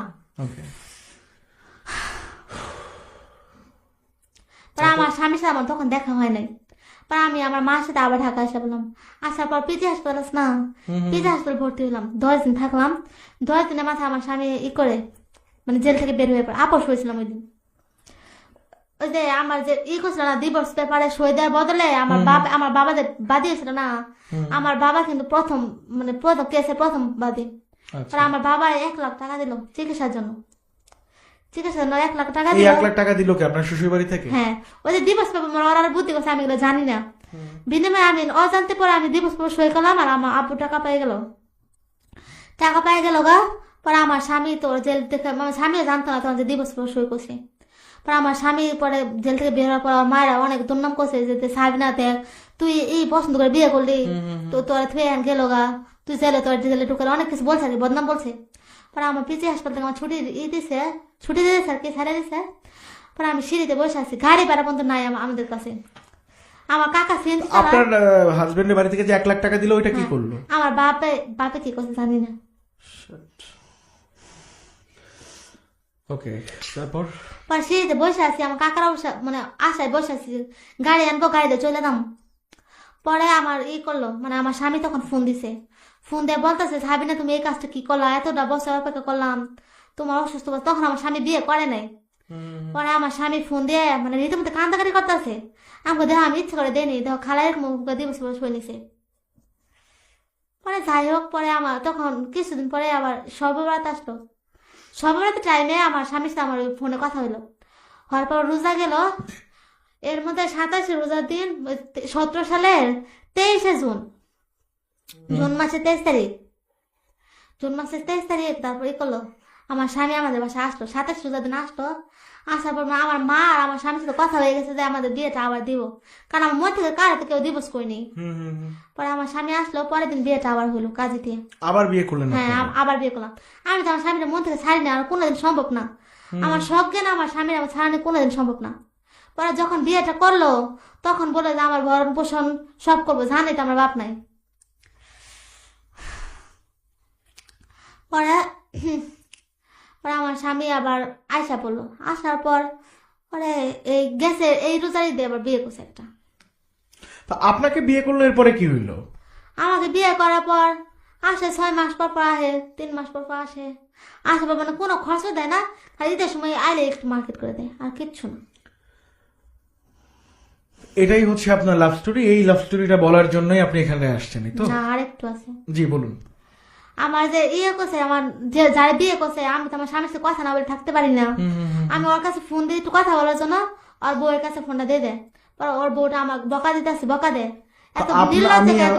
এখানে একটু আমি বলি যে আপনার মা প্রথমে যে এত কিছু জানলো যে আপনার সঙ্গে আপনার শ্বশুর বাড়িতে কি কি ভয়ানক ঘটনা ঘটছে আপনার সাথে, আপনার মা আবারও একই ভুল কেন করলো, বা আপনিও কেন একই ভুল করলেন? আমি তো মনে মানতেছি না আমি আমার স্বামীর সাথে থাকতে পারবো না। আমি আমার স্বামীর বড্ড বেশি ভালোবাসতাম। তারপর আমার স্বামী আমি ফোন করি, আমি তোর সাথে কথা না বলি, কখনো আমাদের ফোন দেয় না। বা আমাদের টাকা দেওয়ার আশ্বাস দিয়েও বিকাশ দোকানে যাও, যা বয়ে থাকে আর টাকা নাই। আমার দাদি বা নানি গেছে টাকা আছে, বাবু দুধ কিনবো গেছে, টাকা দেওয়া আশা করে এই কিছু মাস আগেও আমাদের বাসা আসছিল। আসার মাকে বলছে কি, মা আম্মা সিরিয়াল দেন, আমি তো 500 টাকা বাড়িয়ে দেবো। মা তো সিরিয়াল দিছে উত্তরা আইকিয়ারে, সিরিয়াল দিছে আর টাকা দেওয়ার খবর নেই। পরে আমি ফোন দিছি, আমি তো কথা না বলে থাকতে পারি না। পরে আর বউ আমার বকা দেয়, এত নির্লজ্জকে এত বেহায়াকে, যার সাথে ডিভোর্স হয়ে গেছে তার সাথে এত কিসের কথা, আপনি আমার স্বামীর সাথে কথা বলবেন না। আমি তার কথা না বলে থাকতে পারি না। এরপরে কি হলো? এরপরে আমার স্বামী আমার সাথে কথা বলে না, অথচ ওর কিন্তু সামর্থ্য আছে যে আমার চিকিৎসা করা বা আমার পাশে থাকা, একটু কথা বলা। আর বউকে আর ধরে রাখছিল। আচ্ছা, অবশেষে ফাইনালি এখন আপনাদের কি অবস্থা? ওর বউ নেওয়া থাকে, আমি আমার মার কাছে থাকি। দ্বিতীয়বার তো আপনাদের কোনো ডিভোর্স হয়নি? না, আমার দ্বিতীয়বার বিয়ে করার অনুমতি, বিয়ে করছে এই রোজারিতে, আমার অনুমতি নেওয়াটা প্রয়োজন মনে করেনি। আপনি তো আইনি ভাবে অ্যাকশন নিতে পারতেন, কেন নিলেন না? অ্যাকশন হইতো না। কেন? ওদের টাকা আছে, আমার টাকা নেই। আমার স্বামী প্রচুর টাকা। কিন্তু এখনো তো মানে বাংলাদেশে চাইলে তো সম্ভব। আপনি যেখানটায় বসে আছেন 2019 সাল 2020 হয়ে যাবে কয়েকদিন পর, চাইলেও যেই জায়গায় এখন আমাদের দেশ এবং দেশের আইন কিন্তু প্রচন্ড কড়াকড়ি নারীদের এই বিষয়গুলোতে। তা আপনি কেন কোনো স্টেপ নিচ্ছেন না? মানে সেই স্টেপ নিতে কি আপনার ভয় লাগতেছে নাকি অন্য কোনো দুর্বল, কিছু? আমি দুর্বল, আমার কোনো ক্ষমতা নাই, আমার কোনো চলার ক্ষমতা নাই, আমি অন্ধ, দেখতে পারি না, কি ক্ষমতা আছে আমার? আর আমার স্বামী টাকা আছে, টাকা দিয়ে সব দামা চাপা দিয়ে দিতে পারে। তো এই যে আপনার হাজবেন্ড হচ্ছে আপনার বাবাকে প্রথমবার 1 লাখ টাকা দিল, এই আপনার মা কখনো আপনার বাবাকে প্রশ্ন করে নাই যে এই 1 লাখ না, টাকা আমার দিয়ে কি বাবা করবো? বলছে যে আমাদের জমি আছে, ওই জমিটা আমার নামে লিখে দিব হ্যাঁ। টাকার বিনিময়ে। ওই টাকা দিয়ে আমার বাবা একটা গ্রামে দোকান দিছে, দোকান টিনে ছিল, এখন বিল্ডিং দিছে। অদ্ভুত এর আসলে। এর মধ্যে একটা ঘটনা করছি বলি। জি। আমার দাদি শাশুড়ি মারা গেছিল, আমি আর আমার মা গেছি, মানে আমার দাওয়াত দিয়েছিল, আমি আমার মা গেছি ওদের বাসায়। যাওয়ার পর ওদের তো বললাম না বিল্ডিং রুম, যে করে আমার ফার্নিচার ওই রুম আমি খাটে বসে আছি। পরে আমার একটা জ্যাঠা শ্বশুর আছে, সচিবালয় চাকরি করে, মানে হ্যাঁ বন্ধু বান্ধব পাইবো। পরে আমার ঘর থেকে খালি করো ঘর পরিষ্কার করো, খালি করো। পরে আমি আবার পাশের রুমে যাই বসলাম। বসার পর আমার স্বামী আবার ওর বন্ধু আনছে, ঢাকা শহর থেকে স্থানীয় বন্ধু নিয়ে গেছে। ঘর খালি করো, আমি কিন্তু হাঁটতে পারি না, আমার একটা রুম পর্যন্ত আমার দেয় না, ছেড়ে দেয় নেই। বালতির পর বালতি দুধ এনে আমার সামনে ওকে খাওয়া যাচ্ছে, অথচ আমি যে অসুস্থ, আমি তো কথা বলে না, খালি আমার অ্যাভয়েড করে চলছে। আমার সাথে আমি কথা বলার অনেক চেষ্টা করছি, আমি তো দেখতেও পারি না, বা একটু কাছে আসলে কথা বলতে পারি, মানে আমি মানে তক্কা দেখা থাকি কখন বাড়িতে আসবো। ওর বন্ধু নিয়ে সারাদিন ঘোরাফেরা করে, রাত্রে একটু আসে। সাবিনা, অলরেডি আমাদের সময়টা শেষ পর্যন্ত কি হয়, কিছু প্রশ্ন আমরা আপনাকে করব। হ্যাঁ, এখানে অনেকেই অনেক ধরনের প্রশ্ন করছেন, তো সেই কিছু প্রশ্ন আপনাকে করব। তো আপনার তো আলটিমেটলি এটাই হচ্ছে আপনার লাভ স্টোরি। আপনার স্বামী হচ্ছে আপনার সঙ্গে দ্বিতীয়বারও আপনি তাকে যে বিশ্বাসটা করলেন সেই বিশ্বাসটা সে রাখলো না, ঠকাইলো। ওকে, কিছু প্রশ্ন আপনার কাছে, মানে প্রথম প্রশ্নটা হচ্ছে আপনার মায়ের যে ব্যাপারটা, আপনি আপনার মা হচ্ছে দ্বিতীয়বার আপনাকে আবার বিয়ে দিল জেনে বুঝে একটা জায়গায়, এটা কি আপনি নিজ ইচ্ছায় গিয়েছিলেন? আমি নিজে ইচ্ছে বিয়ে করছি, আমি আমার স্বামীর ছাড়তে জানি। প্রথমত আমার চালাকি করে বললাম না, ওই করে আমারে আমার শাশুড়ি না খারাপ শাশুড়ি আমার চালাকি করে আমি ছইটা নিচে টিপসই নিচে, আমি কিন্তু সাইন দিতে পারি। Right, alright. আমার সামনে আসলে যে এই মানুষটা চোখে দেখতে পায় না, বাট তিনি তাও তার এই হাতটাতে কোনো কাজও করতে পারি না, কিচ্ছু পারি না করতে, সারাটা দিন আমার ঘরে তালা মারি ধুয়ে যায়। আপনার মা এখন কাজে যখন যায় আপনাকে তালা মেরে রেখে দেয়? হ্যাঁ, ঘরে তালা মারি রেখে দেয়। এমনকি আমার যে ক্ষুধার লাগে আমি কড়া ভাত বেড়ে খাবো, এই কাজটা কিন্তু করতে পারি না। যতক্ষণ কড়া ভাত বেড়ে দেয় ততক্ষণ আমি ভাত খাই, কিচ্ছু পারি না করতে। আপনার মা প্রায় কত ঘন্টার জন্য কাজে যান? সকাল 8টায় যায়, রাত 9টায় আসে। এর মধ্যে আপনি না খেয়ে থাকেন? না, আমার ভাত বাইরে দিয়ে যায়, ফ্লোরে বাইরে থয়ে যায়, পরে আমি নিচে নেমে খাই। ফ্লোরে বসার সময় ভাত উল্টা পড়ে যায়, বাথরুমে বসতে পারি না আমি, কোমরের সমস্যা, প্যারালাইসিস না, কোমরের বাম পায়ের সমস্যা, আমি বসতে পারি না, বাথরুমে মাথা উল্টা পড়ে দেয়। এবং কি 2 দিন আগেও আমার একবার এমন স্লিপ খাইছি, একবার একটু আমার দাঁত ভাঙিয়ে দেয়। সাবিনা, আপনার জন্য অনেক অনেক দোয়া আমাদের পক্ষ থেকে, কারণ এই মানুষগুলোকে বা আপনার সঙ্গে যে এই ঘটনাগুলো ঘটে গেছে এগুলো তো আমরা আপনাকে আর ফিরাই দিতে পারবো না, বাট আপনার জন্য অনেক অনেক দোয়া রইল। এবং আপনাকে প্রশ্ন করব কি, আপনার সঙ্গে যে এই জিনিসগুলো ঘটে গেছে, আপনি যখন বুঝতে পারতেছিলেন যে মানে আপনাকে শাশুড়ি কিছু একটা খাওয়াই দিল, আপনার পেটে অনেক ব্যথা, তো কোনো ডাক্তার কি সেটা ধরতে পারে নাই? না, কোনো ডাক্তার ধরতে পারে নাই, অনেক ডাক্তার দেখাইছে, কেউই ধরতে পারে না। ডাক্তারের তো কোনো কাজ নাই, এটা কবিরাজের কাছে গেলে জানতাম না তো।